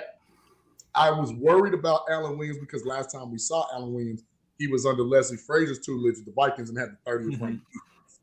So I was a little worried when they got Alan Williams because although he was a DB's coach with Eberflus and all that, but he actually is the one that I'm not concerned about now. No. Because what he did with that secondary, man, oh man. Correct me if I'm wrong, but the Bears had 9 games within 1 score last year that they lost by. So, I mean, think about that. One score. Lost in the last 2 drives of the game. Yeah. So, I mean, 1 touchdown, 1 field goal away. I mean, that's good defense with that horrible offense we had last year. Yeah. Yeah. Before we just didn't look like it. Before we go to the next one, we had a question for you in the chat, Nick. Since you got the experience here, have you heard anything? Are the Raiders taking a quarterback? So I personally haven't heard anything, but I wouldn't rule it out. Like, I know they paid Jimmy G, but that's a 1-year thing. If they want to go and develop their let's say it's Anthony Richardson, like that's a guy that probably you could sit him a year, let him learn the NFL game, and then start him. But I wouldn't rule out the Raiders in getting a quarterback for sure. That's definitely a team. They have obviously Jimmy G for at least a season. But I haven't heard anything personally, but I know there were talks just at the NFL Scouting Combine about, potentially them looking at some of these young quarterbacks. And obviously they got Jimmy G, but I wouldn't rule it out. Playboy Jimmy G, who's already got numerous prostitutes numbers out there in Vegas? There was going to the Bunny Ranch. Up their own business for him. Did you all hear that about how Josh McDaniels has stated that he was interested in possibly Will Levis? Did you all? Yeah. So I did hear that. But I want to always hear that shit. Vegas is a show unto itself. So yeah, whatever they do is going to be like, I'm not whatever, because now you're talking about Jimmy G having to force the ball to Devontae Adams with limited arm strength. Yeah. I'm more worried about Jimmy G. I'm more worried about the Raiders just getting an offensive tackle, and that's Paris Johnson. That's who I think. I don't give a shit that they do get him. I mean, you got other ones there, right there. They picked it 7. 7. I mean, the thing is this: it's not like we just hell bent on. Okay, if it's Paris Johnson, oh God, what are we gonna do? No, I think we can go with Broderick. I was shocked the world on this one. They better get one of them DBs because everybody in their division can throw the rock. Yeah, for sure. Denver, now with Denver having Sean Payton, Denver about to be a problem too. So Raiders might want to the Russell Wilson comeback this year. Russell, you heard it here first. Russell Wilson comeback this year. I was Sean not Payton is known for making small quarterbacks look good, a la Drew Brees. And it's funny how we brought up like Gase too in this conversation too. The offensive coordinator was the one who went to Denver, and people don't realize that Aaron Rodgers ran that fucking offense. I don't care what coach is coming out of there. He's not Aaron Rodgers is not their quarterback. So I knew he wasn't going to do good with Russell Wilson. That was just not the same style quarterback. That wasn't Gase. Was that the Nathaniel Hackett? Yeah, Nathaniel Hackett was the offensive coordinator. He's Gase now the Jets offensive coordinator. Yeah, Gase was just the quarterback coach. But no, Gates was the coach that was high when he was Miami's coach on the podium, and his eyes were all. Yeah. I mean, as far as like the defensive coordinator, like I do feel like he had nothing to work with. I mean, he only had one piece of talent on that defense, really, and that was Roquan Smith. And when they traded him, it was just like, yeah, goodbye. We don't expect you to do anything right now. But one thing I will give him credit for was, hey, that secondary looked damn good the last 5-6 games of the season. And that was with actually, to me, it looked good in the beginning of the year, minus the Kyler Gordon thing at nickel, because that's when Eddie Jackson was getting those interceptions, and Brisker was in the box like he was Jamal Adams. Remember that fella the first three? He was hitting. He was thumping down there. Yeah, he was down there thumping. Then I'll never forget, because we were questioning, like, it was game 2 into the first half. Devontae Adams hadn't had a catch because Jalen Johnson was on him like a cheap blanket. Shutting him down. I'm saying like a cheap suit. And then the second half, I don't know, Devontae became Devontae again, and just Jalen stayed on his side, which was just dumb as hell. But again, I don't know. You never know what those guys are thinking. But if Allen Williams can get no, let me take that back, because now he's going to run more of that hybrid with that nickel set, because now with Edwards and Edmonds, remember, they're 2 of the top 10 cover linebackers. So now their defensive secondary and their linebacking core coverage-wise has just improved. We just need somebody to get a sack or 2. Well, shit, if we don't draft no fucking body, they are going to have to do that shit. Yeah.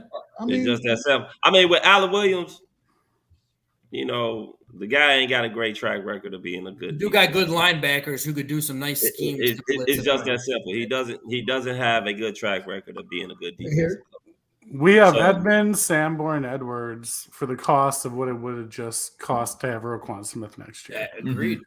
$25 million for the 3 of those, or $25 million just to Roquan Smith. I mean, and add Moreno, because remember they brought him back. They still got Moreno. Yeah, it's like what, for like a used massage chair or something like that. No, they said they actually like when you run that hybrid set, like Sanborn and Morrow won't be on the field. So when they will go back to the traditional 4-3 cover 2, now you have interchangeable, because all 3 of those guys played middle linebacker. Morrow was, Sanborn did play, but I'm saying like in the NFL, Morrow has played middle linebacker. Edmonds was a middle linebacker up until last year, and Edwards has all played middle linebacker.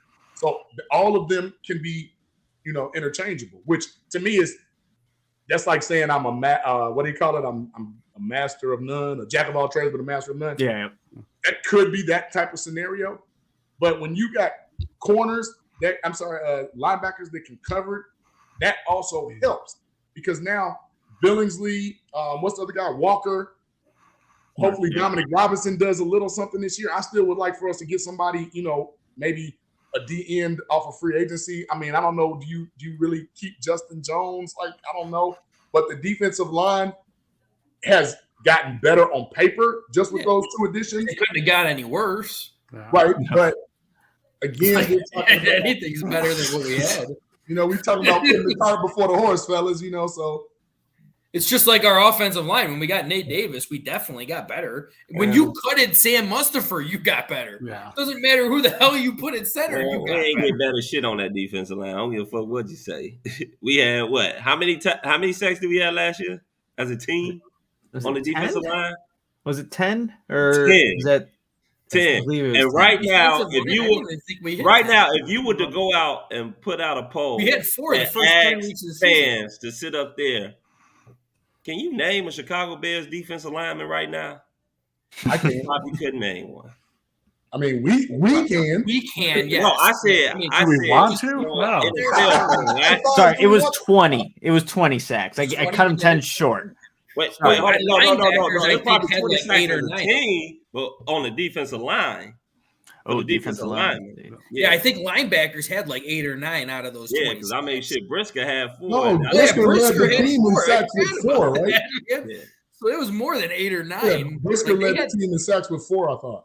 No, but I'm talking about as far as the defensive linemen. I think they only totaled 10. That's because Justin Jones had 3, I thought.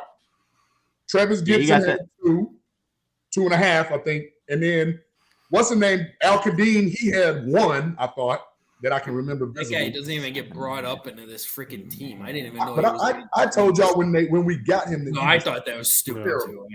Like, I thought it was just plugging a spot, hoping to find lightning in a bottle. Like how we did with leather. They're gonna have to do something to find lightning in a bottle. Whether we like it or not, they're definitely gonna have to. And that's right there, Foz, is where a lot of people, I know you guys want to go offensive line, but if you really don't have shit on the defensive line, which I'm sort of more anticipating all these cuts that's going to come, some of these high-priced veterans getting cut, and see what the Bears do when it comes down to that market as far as who they can end up getting depending on who gets cut. Because, man, it'd be cool we get, all right, let's just say hypothetically we get Paris Johnson. What really entices you in the second round as far as defensive linemen that you're going to get? Because all you're going to do is put more rookies on there. No, I agree with you. I think that's where the Bears fell short in this free agency. They didn't pick up a pass rusher, and they didn't pick up a proven offensive lineman. Yeah, They got all the other puzzle pieces except for the 2 most important pieces we need. I mean, they got a proven offensive lineman in Nate Davis. He's pretty. They did, but they needed a tackle. I feel like, or even an elite center. But my thing is this: were you gonna play McGlinchey all that goddamn money? Were you gonna bring the guy that's got issues, Orlando Brown, over here? For $16 million a year, that's the thing. I think it mostly came down to money. I'd go pick up Orlando Brown at the fucking airport for $16 million a year. But McGlinchey was on their short list, right, Nick? He was on their short list, and they actually he was. But shit, McGlinchey came out and said that he started fucking crying when he saw the fucking offer come in. He couldn't believe that shit came in as much as it. I wouldn't be paying him what they did. Like that was ridiculous. Yeah, I mean, he has to go get the money. I mean. Nobody's questioning his decision on that one. Good for him. One thing that we can sit up there and say, Poles has already came out and said it. He's going to be the type of guy. He's not going to fucking overspend for anybody. Nope. Yeah. No. He is not going to do that.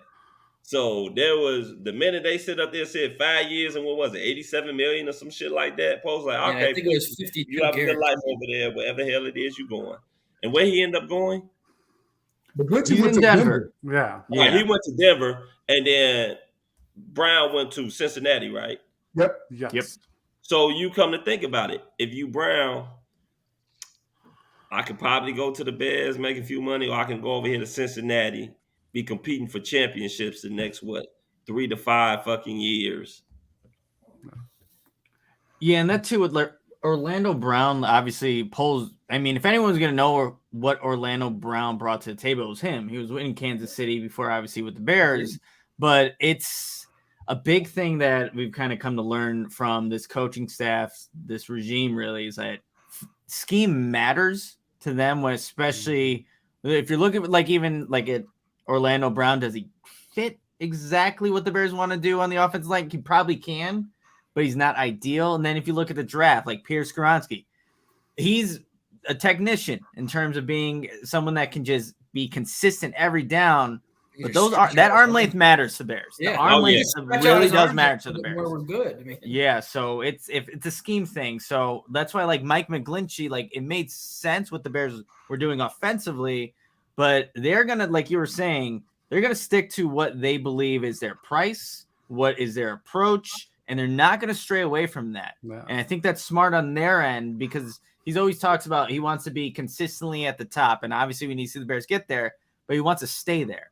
You don't do that by overpaying, overdrafting, and doing all these things that get you out of that consistency. So, Ryan Poles, he has a plan in place. The entire organization seemed to be in line with that plan. And, obviously now these needs that we're talking about, you have 10 draft picks in this 2023 draft right now to see if you can maybe not fill everything. And now with top-end players, it's impossible to do that. If any Bears fans thought in one offseason, the Bears are going to fill everything with top-end players, it wasn't realistic in the first place, right? So we'll see what ends up happening.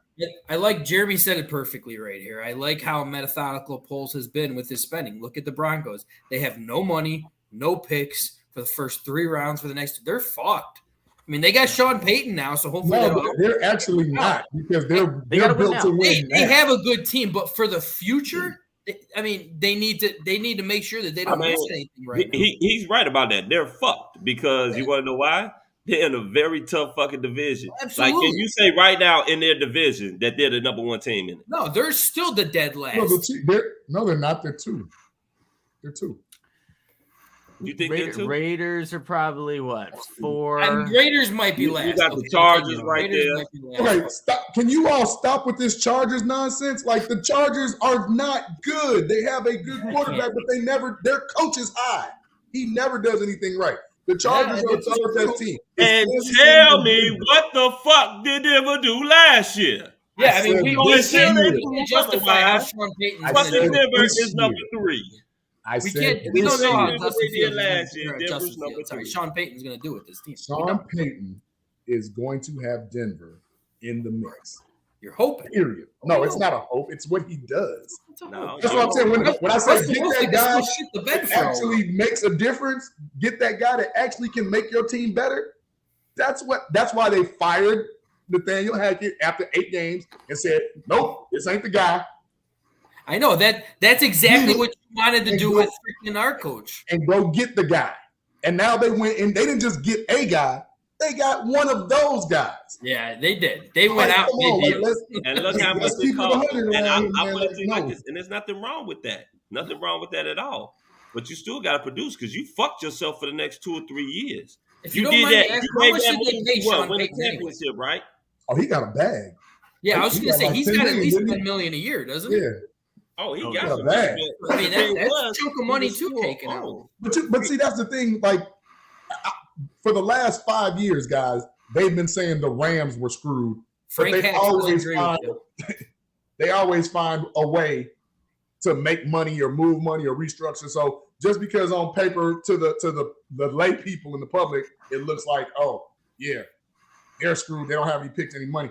Stuff always works out. I mean, hell, just last year, remember, we wasn't supposed to have no picks in the money. Oh, we don't have any money, but we was going to offer Ogunjobi $40 million. You make money. You make it work. The NFL, they got people that are really good. Okay. Jeremy just laid out the thing for us right here. I didn't know Peyton was getting paid that much. Good Lord. A year? Damn. He's about 8 short. Yeah, they ain't paying that motherfucking $18 million to finish second in the motherfucking. No wonder why he got his ass out of that press box. $18 million.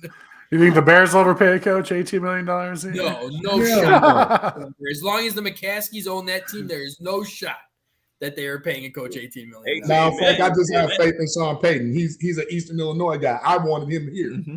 I would love to have him here, but not for no $18 million. I wouldn't have wanted him here. And I ain't giving away no fucking picks for him. That's a lot of money. That shit was dead too. Hey, we gonna give away picks to get shot. Wait. Are we telling me money is the reason? Like, money is what's stopping you from wanting Sean Payton over Matt? No, I'm telling you, money is what's stopping the McCaskies from wanting Sean Payton. Okay, because I was about to say, if you want Matt Eberflus over Sean Payton, man, we got to have an off-camera conversation. No, there's no shot of that. No shot whatsoever. How do you guys feel about Eberflus? I think there's, like, right now. Well, JB's already got an answer. We can skip him. Yeah, I mean, Eberflus, it's like, yeah, how are you guys? JB, you obviously out on Eberflus. JB's out of this question. I'm just not impressed. Yeah, okay. This is the one thing that I'm going to give with Eberflus. We all know that they did not have the talent last year. Everybody knows that. But and I'd love to hear your take on this, Nick, because you're in Hallis Hall. He kept that locker room together, even with a 3-win season. That is not easy to do. No, Did it's he not. keep the locker room? Because I heard other stories that it was quite other than Eddie Jackson, who came out and whined after the Roquan Smith thing. I never really heard any other complaining. I'll say this, you guys, like whether they were at the start of that 10-game losing streak or wherever, it was always kind of the same mood in that locker room. And maybe that's a bad thing, maybe that's a good thing, but it never got like to what I guess a 3-win team would be like. Everyone was still at their lockers. They were open to talking. They were there, available. But I think credit to what they established in the summer and what kind of transpired throughout that 2022 season. They stuck together, regardless of who was leaving, who was going, and who was actually taking snaps on the field. They stuck together, but like without a lot of veteran leadership too. Yeah, without a lot of veteran leadership, that's true. He's a football guy. Like if you envision what a football guy would look like, it'd probably be Eberflus. But called that. You know, I'm curious to see. Like I want to see him now with a little bit more defensive talent, and obviously with the offense, and like he's everywhere too. He's in the offensive defensive meetings. He's everywhere. But like he just kind of gets lost in the mix because we always talk about Ryan Poles, right? This is Ryan Poles' team, and then there's Eberflus. He's also there. He's just there. But I mean, we got to see maybe with more talent if we'll see a little bit more out of him. But I need to see a little bit more of him though. Like I call him Coach Emoji because on the sideline he's either laughing, giggling, smiling. It's always a facial expression. Like when Justin got knocked out of bounds on that late hit, and he just went like this. Come on, ref. Like if you don't go cut somebody out for not throwing that flag, like show. Because when you're a leader of men. We see that and we were like, hey, man, I can play for him. I needed to see a little bit more of that. And I know, again, rookie head coach, rookie coordinator, second-year coordinator, rookie line coach. Like it's rookie. So he's feeling his way just as much as anybody. But a football guy, whether you're a rookie or not, you're going to take that as a football player and have that mentality. Like, win or lose, I'm standing up for my guys. I know you all don't like Detroit, but at least Dan Campbell shows you why they love him. He shows you why they follow him. Yeah, hands down. But I still don't trust on Jared Goff. Eberflus got to give me a little something, man. Like he can't be this Hallmark card. Like I need something. Did you guys have any expectations last season? I had expectations. I had them. I think I had them 6-11. Terrence had them 10-7. Yeah, I picked them one game below 500. I actually picked them. I thought they would do better, but that was before I thought the tank was fully on. See, I'm with JB. I went 6-11 was my pick at the beginning of the season last year. I didn't expect them to do anything, go anywhere. Definitely not win the division. I see some progress out of the team. But, I mean, you got to think they went in there with that expectation, knowing who they were, too. So, I mean, as far as losing the locker room, going crazy, being all down, like, it's not like they came out last year thinking they were going to be some championship winning team and they let themselves down. I mean, we're rebuilding. Everyone's new. I mean, yes, JB. We should have a raise button. Should have a hand raise button like they that's do. That's a great but see, that's what I want to kind of like nudge them a little bit. Nick, you were there. We've watched. Coming into training camp with the whole hits and all that. They thought they could contend for the division. They had said it way before the tank jobs and the blowups that they had a team right now that could contend. I remember the press conference where they said that. Doesn't every player on every team say that at the beginning of every season? Nobody is going to come out and say, we're going to suck ass this year, guys. It's not true. We're going to lose every freaking game. But Theo Epstein didn't come out and say, hey, not this year, man. Give me 2 or 3 of them and I guarantee you a World Series. Theo didn't come out and say that? Come on now. A little bit different. Fuck if he did. You don't they'll do say, it. look, they'll say 2 words like we're not rebuilding, we're retooling. We'll even flip that to my Blackhawks right now, who said that they're going to with that spin doctrine, Frank. The man thought through the training camp, all through, he thought they had a product that could contend for the division. They said it. They played like it. They got punched in the mouth midway through the season. It was like, oh shit, let me stop. Then all of a sudden, Justin started running and going crazy. We putting up 28, 30 points a game. Then all of a sudden, somebody was like, hey, pump your brakes. Just hold on a little bit. Then they start trading. What's my man that had 18 sacks last year? They traded him. Robert Quinn. They traded him. Robert Quinn couldn't catch a ball. Getting rid of pieces. And then slowly they were like, we're not as bad as we thought we were going to be, but we're not as good as we thought we were going to be either. You know what? Tear it all down. Because nobody can say that the first 5, I like to go quarters, right? The first quarter of the season, nobody didn't look at the Bears and was like, damn, they ain't that bad. Everybody said they're not that bad. Yeah, I'll give you that. They weren't that fucking bad, to be honest with you. No, they weren't. I mean, shit, you looking at the shit, they weren't. They weren't. And then they realized that we have no shot. There was a changing. Like we said earlier, the thing is this. The Bears literally had 9 fucking games where they were within, that they lost. One score. Within one fucking possession or one score, whatever the fuck it is. Okay. So their record was what? 3 and what? 13.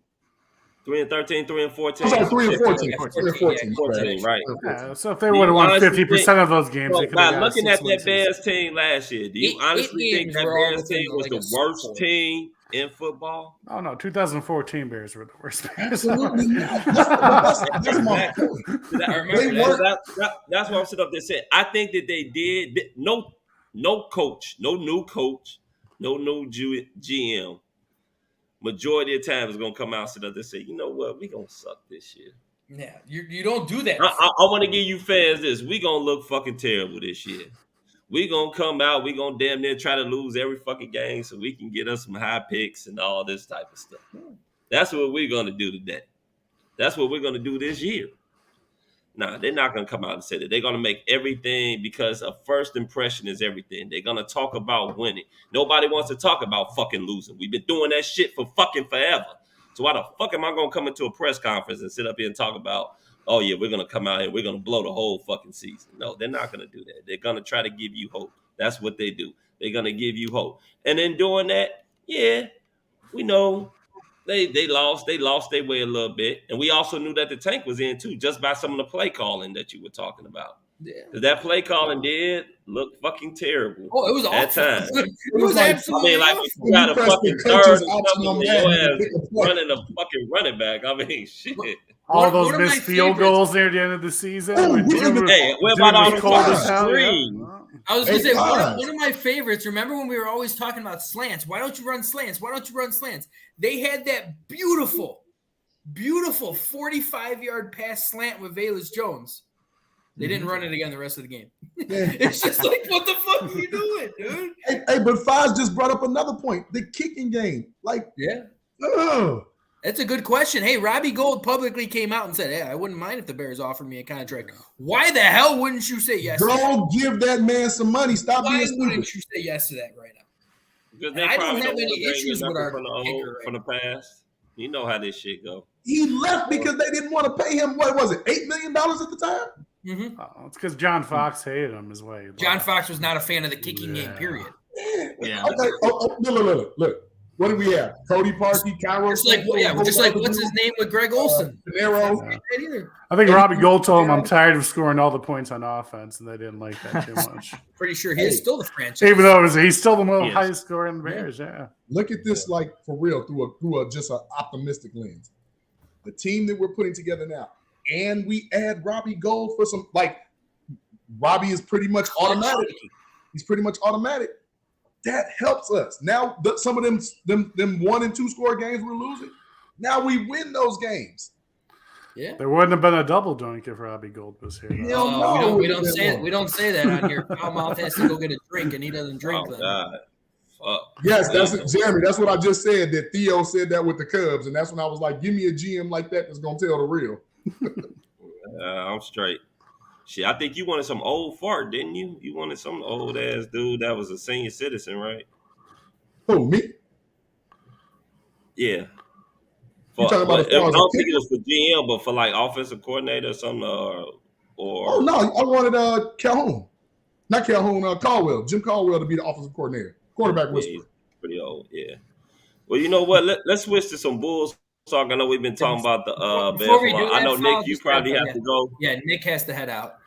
Yeah, So, I gotta head out too, guys. I'm sorry. It's no problem. No, I mean, hey guys, it's been a starters, pleasure. Nick, Hey, I we mean, appreciate we want you guys. this is Yeah, our- guys. Love being on the show, guys. Love to do it again. Let me know. Yeah, Nick, if you Before can you guys leave, tell us start where us we can off. find you. Yeah, exactly. That's what I was going to say. Start us off, Nick, or whoever wants to start. Just tell us go ahead, Nick. all the guests where to find you. Yeah, so you can follow me on Twitter at Nicholas Moreno or at CHGO_sports. Do our Bears show Monday through Friday, but yeah, we'll have a lot of draft content as you guys will as well until April 27th. But you can follow me there. Great time talking Bears. The discussion, loved it. You guys are doing great stuff over here. And anytime you need me on or want me back, I'm down, man. It was a good discussion with all you guys. Love your shoe collection, by the way. Oh, Yeah. absolutely, dude. We had a few comments on there too, Yeah. asking about their shoes, man. That's cold. Yeah. Appreciate The it. ones, Appreciate it, man. guys. What size are you? I want to go see. Wasn't the new like Jordan or what is it? Air Yeah, coming out in a come out couple this days? weekend. Yep. Yeah, I tried to get those Chicago. Like these are the Spider-Man edition. I want the Yeah. Chicago so damn bad. I didn't get on the sneakers app, so I'm still hunting for those. wow. But appreciate you guys for having me on. For sure, man. You So, take care. Foz? Yeah, you guys can find me Twitter, Facebook, Instagram, all the social media places at First and 10 with Foz. I'll have a show coming out this year where I'm actually going to be doing the podcast like this, but yes, I'm incorporating our First and 10 tailgating group. So we're going to be live pregame, before the games, in our tailgate lot off of Harrison and Wabash. So you guys go to the games, be sure and come out, hang out with us.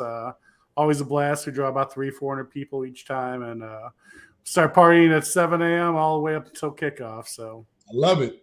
Love Can't it. wait for the invite. Have the ribs and the sauce. you're invited right now, sir. You guys are all invited. Thank you very much. Yes, we will be there. All right, awesome, guys. Appreciate it. Have a good rest of the night. Thank you so much. Yeah, you too. All right. Take care. All right, thanks, bud. Yep. Okay, that was two great guests right there that we had today. sure, We're gonna man. talk a little Bulls and then we're gonna go ahead and close it out.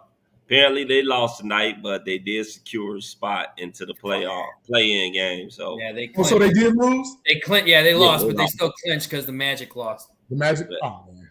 Yeah. So they Oh, clinched cool. the 10th seed at the So least. now we have what? We play till the play-in and then we lose and then we go home? And isn't the plan you got to win 2 games, right? If you're a 10 seed, you got to win back-to-back. Well, yeah, 10, 9, 8, and 7. They all have to play. yeah. So, So it is what it is. Shit, fuck it. They did make it. Like I said, I continue to love the play that we're getting out of Zach LaVine. I still think that this team is severely undersized, and that shit is gonna come and bite the bullet this playoff. Billy Donovan, can we please get rid of him? Can we? Why did we even hire him in the first place? What the fuck has he seriously done in basketball besides winning those 2 national championships? Goddamn, damn near 20 years. We gotta have another guest appreciation, and my boy Jeremy's got to come on here and please explain to me what you see in Billy Donovan, because he is a Billy Donovan fan. I just really need an insight of what people see in him. I don't get it. I just see him chew fucking gum all the time. That's it. choose it to powder. He chews if he could put that amount of effort on the court that he does in chewing his fucking gum, we might be in better shape. But here's the thing, and I don't want to just harp on this all the time because I've said it before and I'll say it for all our new listeners. People give false credit to Billy Donovan because they always say, "Oh, but he took OKC to the finals." That was the year before. That was Scott Brooks that took OKC to the finals. Billy Donovan came the following year, and every year at OKC, Billy Donovan had less wins until they got Chris Paul. And they went back up. Then Billy Donovan was like, "Oh." And I agree with what Frank Hack said right here. I think Patrick Beverley was a huge piece to this team, at least making a plan. Yeah, I would say but you keep a guy like that on the team, but Absolutely. he's not the point guard that's going to put you into that upper echelon of. No, you need a true point guard. I mean, It's a lot We more were than a true better point than what guard. we had. They need more than a true point guard. They need a knockdown shooter. Hands At least give me one. They well, they need do got another one. They big. just need another one. They need right. Give me the first one first. give me a real big that's just down there that eats boards and blocks shots, like we talked about earlier. And for the life of me, like, give me a general manager / president that can actually draft talented positions, not just a bunch of guards that he can play non-position positions of basketball with. Because I'm sorry, like Javonte Green is our height, Chris. He's a 6'4" power forward. Like he didn't draft him, but he plays him a lot. Don't do that. I mean, right now, what you're looking at when it comes Jeremy, you're not wrong on this one, and I do 100% feel that this team for Billy Donovan was built around Lonzo Ball. I do feel like Lonzo Ball was the glue to build the team together. But it's also making adjustments. Like, you need to be able to adjust to the talent that you have on the court. The Bulls have talented players. I wish they could have more shooters. Who is that? Frank Vogel? He wants Frank Vogel? No. And I want the coach that used. Oh, is he saying Frank Vogel, Brandon? I'm thinking that he is available right now, and I wouldn't mind. I think he'd do better. And I ain't taking no fucking Frank Vogel. I ain't taking. And the thing is, and I'm gonna piggyback on what Frank said on this comment too. I love Vooch. All right, I hope we re-sign Vooch.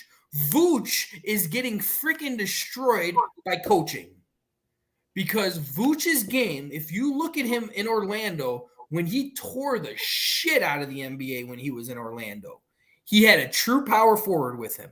Somebody who took the defensive pressure off of him and got the rebounds where he was able to post up, roll out, and hit jumpers and occasionally hit threes. You don't have that on this team. Patrick Williams. But they also didn't have another star. They didn't. No. I mean, it still don't matter if you didn't have another star. The thing is this: you're not utilizing him the way that he should be utilized. He's a guy that you can start the offense off with him, go inside out. I mean, tell you the truth, right now they can do that shit because your team has a lack of shooters. But what's better than sitting up there having a wide open shot than a contested shot? So if they have to come down and double down on him, he kicks it to the wide open guy. So allow me to say this respectfully because I think Vooch can play. Oh, 100% can play. I'm going to say two names, and this makes all the sense in the world in relevance to Billy Donovan. Kendrick Perkins and Steven Adams. Yeah. Those are the centers that he likes to play with. Really big offensive productive centers. All right. If you want to trade Vooch, if you're planning on Billy Donovan, which I am totally against, but you're gonna because you just fucking paid him. Like I would have been fine this season trading Vooch to go out and get a true point guard and then just bring in a freaking Drummond to start at center. I would have been fine at that if that's how Billy Donovan wants to run it. But Vooch was a horrible front office and coaching working together to bring somebody in because that's not who Billy Donovan has at his. No, they should have never been paired together. 100%. And I am not. I would take Vooch any day of my life over Billy Donovan. Any day. With Vooch, you need a coach. What was my man named Chris that used to coach Chris Bosh when he used to let him go inside out with the Raptors? Yes. What the hell was his name? I don't remember his name. He's available too. I would have loved to have him. It wasn't like Dwayne Casey or something. That was somebody before Casey. Was it Sam Mitchell? That shit. Was it Sam Mitchell? Might have been Sam Mitchell. Somebody like that, somebody like a Adrian Griffin, somebody that knows the value of having that center position. Like if you look at how Joel Embiid plays, I'm not talking about defensively, just offensively. Vooch can play like that. It was Sam Mitchell. Sam Mitchell. I thought it was Sam Mitchell. But so I bring him up because he was one of those coaches that said, well, hell, I got this 6'10", 11 kid that can put the ball on the ground, shoot mid-range, shoot free throws, shoot threes. I got to find a way to make my offense work around him. And that's what I'm saying, like right now. And DeRozan was on that team, wasn't he? That is true, yeah. Early on, and then when they traded him to Miami, later in his years. Yeah, that was the early driving and dunking DeMar DeRozan, not the slow motherfucker that want to bring the ball who just up. ISO ball. Right. Yeah. So now you don't have a point guard that's like Westbrook or Paul. You don't have a unicorn like they did with Kevin Durant. So it's pieces that are missing from what Billy Donovan likes to play. Yeah. You have too many pieces missing for his style of But then basketball. you draft a small forward. I'm just gonna throw it out there. Watching Summer League, if you all remember, they were trying to see if Daylon Terry could be a point guard. They did, but he couldn't. But he can handle the ball, but he don't have this. Yeah. He just doesn't. I think Kobe White has really improved his dribbling ability. Maybe they're going to give him a shot because I like Ayo, but you still got a back because you got Pat Bev now. So you got Pat Bev for just this year though. More than likely, Kobe White's going to be gone because they did. That's who I think will be gone because now you have to pay Ayo next year. But are you going to get rid of Kobe White because he is probably your second best shooter and you need shooters? Well, that's the thing. That's the crazy part. That's what's scary about the shit. Kobe White's your second best shooter. Yeah, he's your best second being inconsistent. So if he's your second best shooter, you fucked. Zach LaVine is your only good shooter when it comes down to the 3-pointers on this team. Well, but that's the thing. See, they don't shoot a lot of 3-pointers. They just not a good 3-point shooting team. It's not like they chucking up 40 a game. This is a good question right here, actually. Would anybody be against this? I mean, why not? I mean, it doesn't move the needle. No, he's going to be your backup point guard regardless. He's not going to come in here and be your starter. He's not giving you starter minutes. He's sitting behind Emmanuel Quigley in New York right now. And Quigley is the sixth man. Jalen Brunson's the starting point guard. So having him, you know what I'm saying, bringing him doesn't move the needle. The thing now, we talk about tearing it down. The Bulls have been torn down, but they've never rebuilt the proper way. I'm not saying that DeMar and Zach weren't, two good compliments, almost like a Jason Tatum, Jaylen Brown type situation, right? Yeah. But the problem is you needed a point guard, though. It's not really just about the point guard. It's about the defense because now you have two people that are ball dominant that don't play defense. So now you need somebody that can a couple of 3-and-D guys, right? Which we don't really have.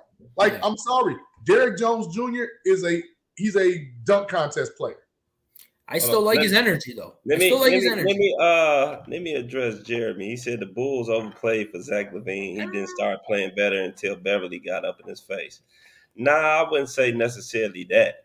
I think it was. The thing is, people got to remember the beginning of the year, Zach LaVine was coming off injury. Yeah, it took him a while to get his knee back. Yeah, it took him a while to get himself put together. Yes. Sure. Now, there probably was some times where he took bad shots. Hell, shit. Who don't? DeMar does it every goddamn does every once in a while. Right, exactly. When you're hot, you take bad shots. You talking about overpaying the guy. Where in the NBA are the players that average around 24, 23 points per game, shoot 47% or better from field goal percentage and almost 40% at 3 and 80-some% at free throw? How much of them guys make in a fucking year? And I'm gonna lay down a stat for the stat man here. And I want Jeremy to read this one too, because I actually made this last week and I saved it on my computer. Let me get it. All right, here we go. Like that. So check this out. Zach LaVine, when DeMar DeRozan is not playing, is averaging 28 points a game, 9 assists a game, 3 turnovers a game. The team as a whole is averaging 11 more assists a game. How is Zach LaVine the problem? And I'm not saying DeMar DeRozan is the problem. I love DeMar, and I do agree this ISO ball can be used. It just can't be used all the fucking time. Because when you have somebody like Zach LaVine, who, if he's hot, why the fuck in the fourth quarter is DeMar still shooting the ball when Zach LaVine's the one that's hot? He's one of the top catch and shoot 3-point shooters in the league. It drives me freaking nuts. And it's the same. Vooch will have a quarter where he puts up 11, 12 points in the quarter all in the post. He's not in the post the rest of the game. When something works, do not fucking change it until it stops working. If Zach LaVine is hot, give him the fucking ball. DeMar DeRozan's got to stop being a selfish fucking basketball player and let LaVine have the ball if he's the hot one. Again, put Frank's comment up. Look at how DeMar played when he was with Pop. Pop didn't let him do all that. Oh, fuck no, Pop didn't. No, he didn't. He did not. He's like, hey, man, you'll be sitting next to me. Yep.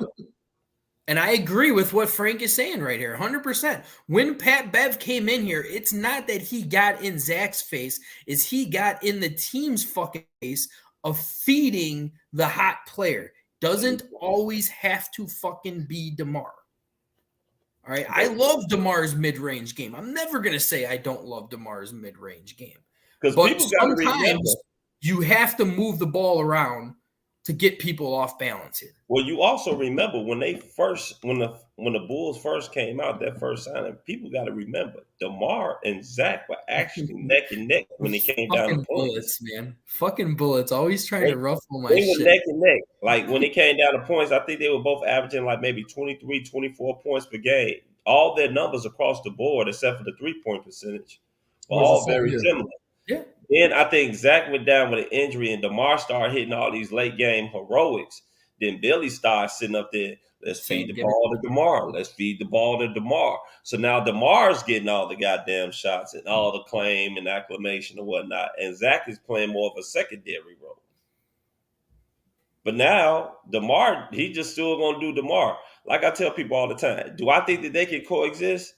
Yeah. You just got to have the right fucking coach to make them coexist. And they don't have that fucking switch the offense from that ISO motion to basically they need to do more transition basketball because of all but that's the point of Billy Donovan talking about how he has his small ball lineup to get up and run up and down the damn court. But they don't fucking run. They don't run. So anyway, that's enough fucking Bulls talk. We're gonna get to some fucking shout out shit. Well, I'm gonna give one quick one here because I know JB's mom's listening. She always is. Gotta love her. Blackhawks are dead last place, guys. Number 1 odds to land Kiner Bedard, the next future star in this NHL. Hey, you know something? That son of a bitch better be good. As much as you pump better fucking up, that fucker better be. Are you saying that the Blackhawks are guaranteed the number 1 pick? No, because this is a lottery pick, unfortunately. Okay. All right, so with the lottery pick, dead last place team has 27.9% chance to land the number 1 pick.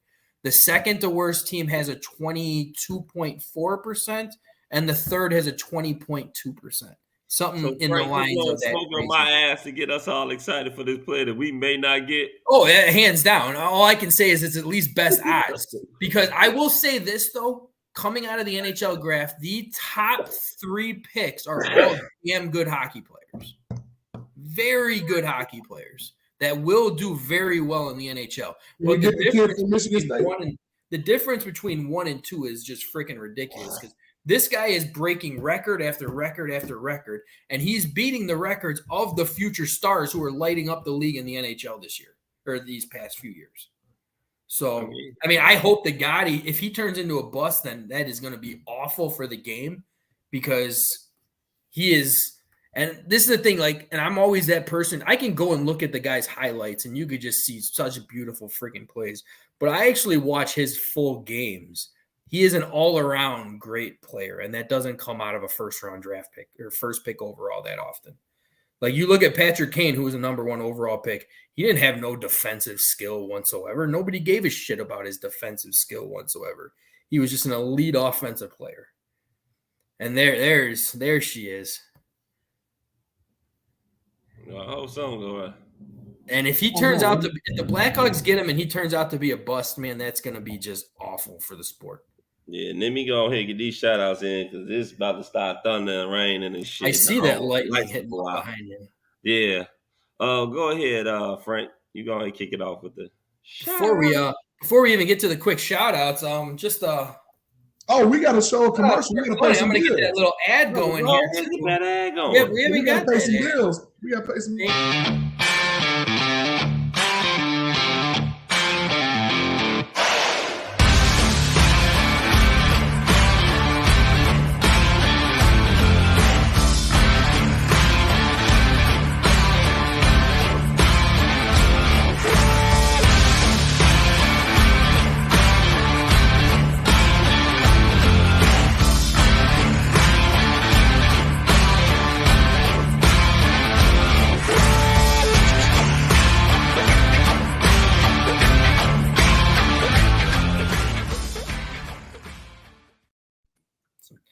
Good shit. Let me pop up that. I made that little banner here too for everybody who's interested in getting some Chicago Clubhouse clothing.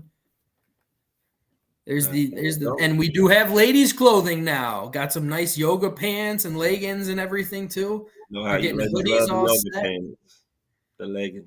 I bet my ass would look. We love to see y'all in them too, pants, man. My ass would look bitching in them yoga pants. I'm telling you. No. Oh God, nobody was. This is not a family show. Man, I was just when the hell was this ever a family show? There is no shot. Hey man, look at this thunder coming down bad to the motherfucker. So let's get them shout out. So shout out to the chat. Shout out to the chat. That chat was nuts. I mean, we from start to finish, we had most of the people were on here from start to finish. Frank, Adam, Anthony's always on here.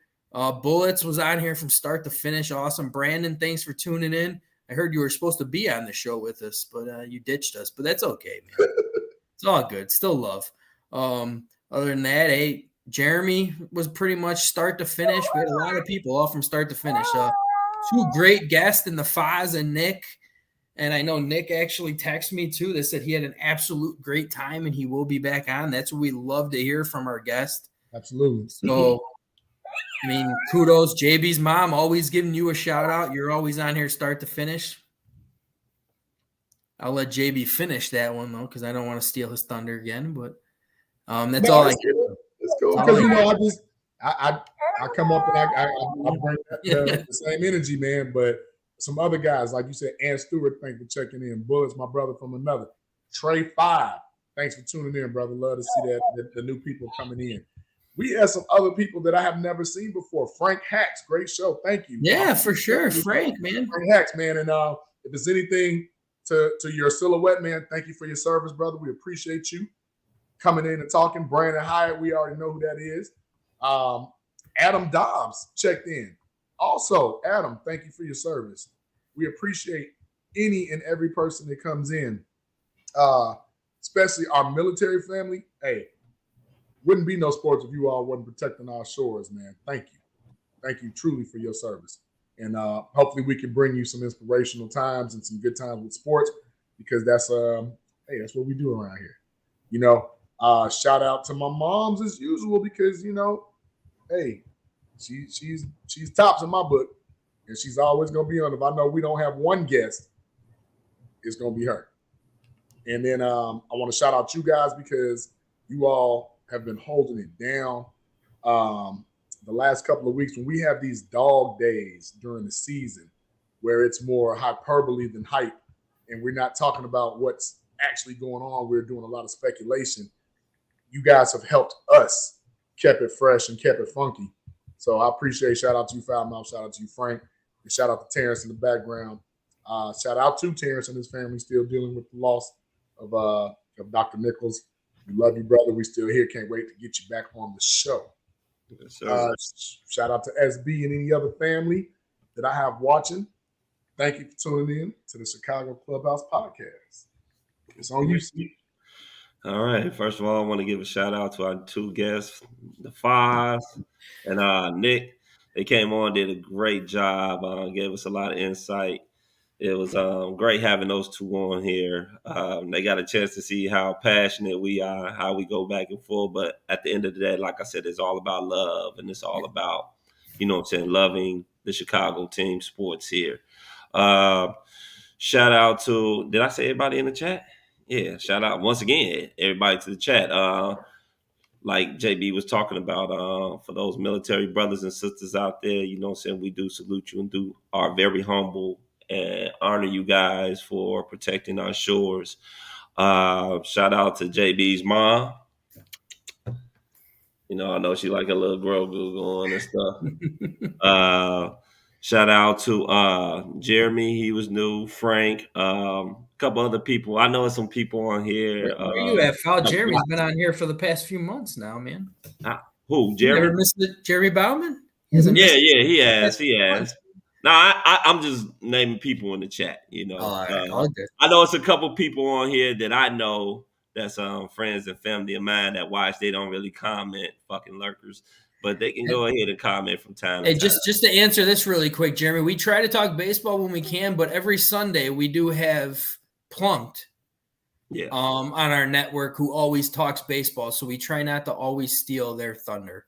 Cubs and Sox. Yeah, they do. They have a Cub one and a Sox person on there. So we try to talk as we'll bring up baseball every once in a while for sure. Kudos to the White Sox for handing it down in Houston for a split. I'll take that. Mm-hmm. But at the same time, they got their asses whooped on their home freaking opener. It was embarrassing. Yeah.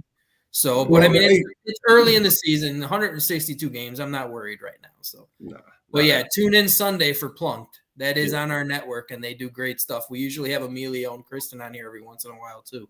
Okay, definitely. So once again, want to shout out to our sponsors: Hugh, In the Zone, Under Armour, and Moore's Beer. Thank you, and always remember to like and subscribe. You got to get a whiskey sponsor. Clubhouse Podcast. Remember to like and subscribe to us, fellas and ladies. I miss my adopted family. I miss the Edingers. Where y'all at? Yeah. They are. I mean, I still talk to them all the time. But they are moving. They just sold their house. They've been doing a lot of garage sales and everything like that. They said they still always watch, but unfortunately, these past few weeks they have been lurkers. They told me so. But they still do watch. And if they do miss it, they will watch it the next day. Right. That's true. Shout out to our boy T. Nick once again on the passing of his father. On a real note, love and honor those that you have right here. Life is not given, you know what I'm saying? We can all be gone at any particular point in time. And this year has hit me and JB and Terrence and Frank the Tank pretty hard this year already, just for all the many deaths to the loved ones and close people around us. So remember to love those, give those people those flowers while they still here. Okay. I'm about to stop rambling. So shout out to the kiddies. Their ass ain't here because it's spring break. Do you even want to go spring break? Man, I don't know what to do. Spring break. Butt ass nigga the whole goddamn week. So like I said, shout out to the kiddies. And outside of that, shout out to you two brothers. Frank. Quick shout out to my son whose birthday was yesterday. Yes, shout out to your son. I did see that. There was some happy birthday on Facebook. Shout out to Frank the Tank's son. And hey, shout out to my man Grogu. Remember, always watch love Mandalorian, baby, tomorrow. Matter of fact, at 12 o'clock. Midnight, 12 Can you get like a Bears jersey on him? Can you put like a Bears jersey? I'm about to get his ass one, man. Yeah, you should, dude. That'd be badass, man. You want a Bears jersey? Yeah, you want he like that shit. Yeah, we gonna get his ass a Bears jersey. So, Frank the Tank for JB. I'm 5 Mile C. We out. This has been a Chicago Clubhouse Network production.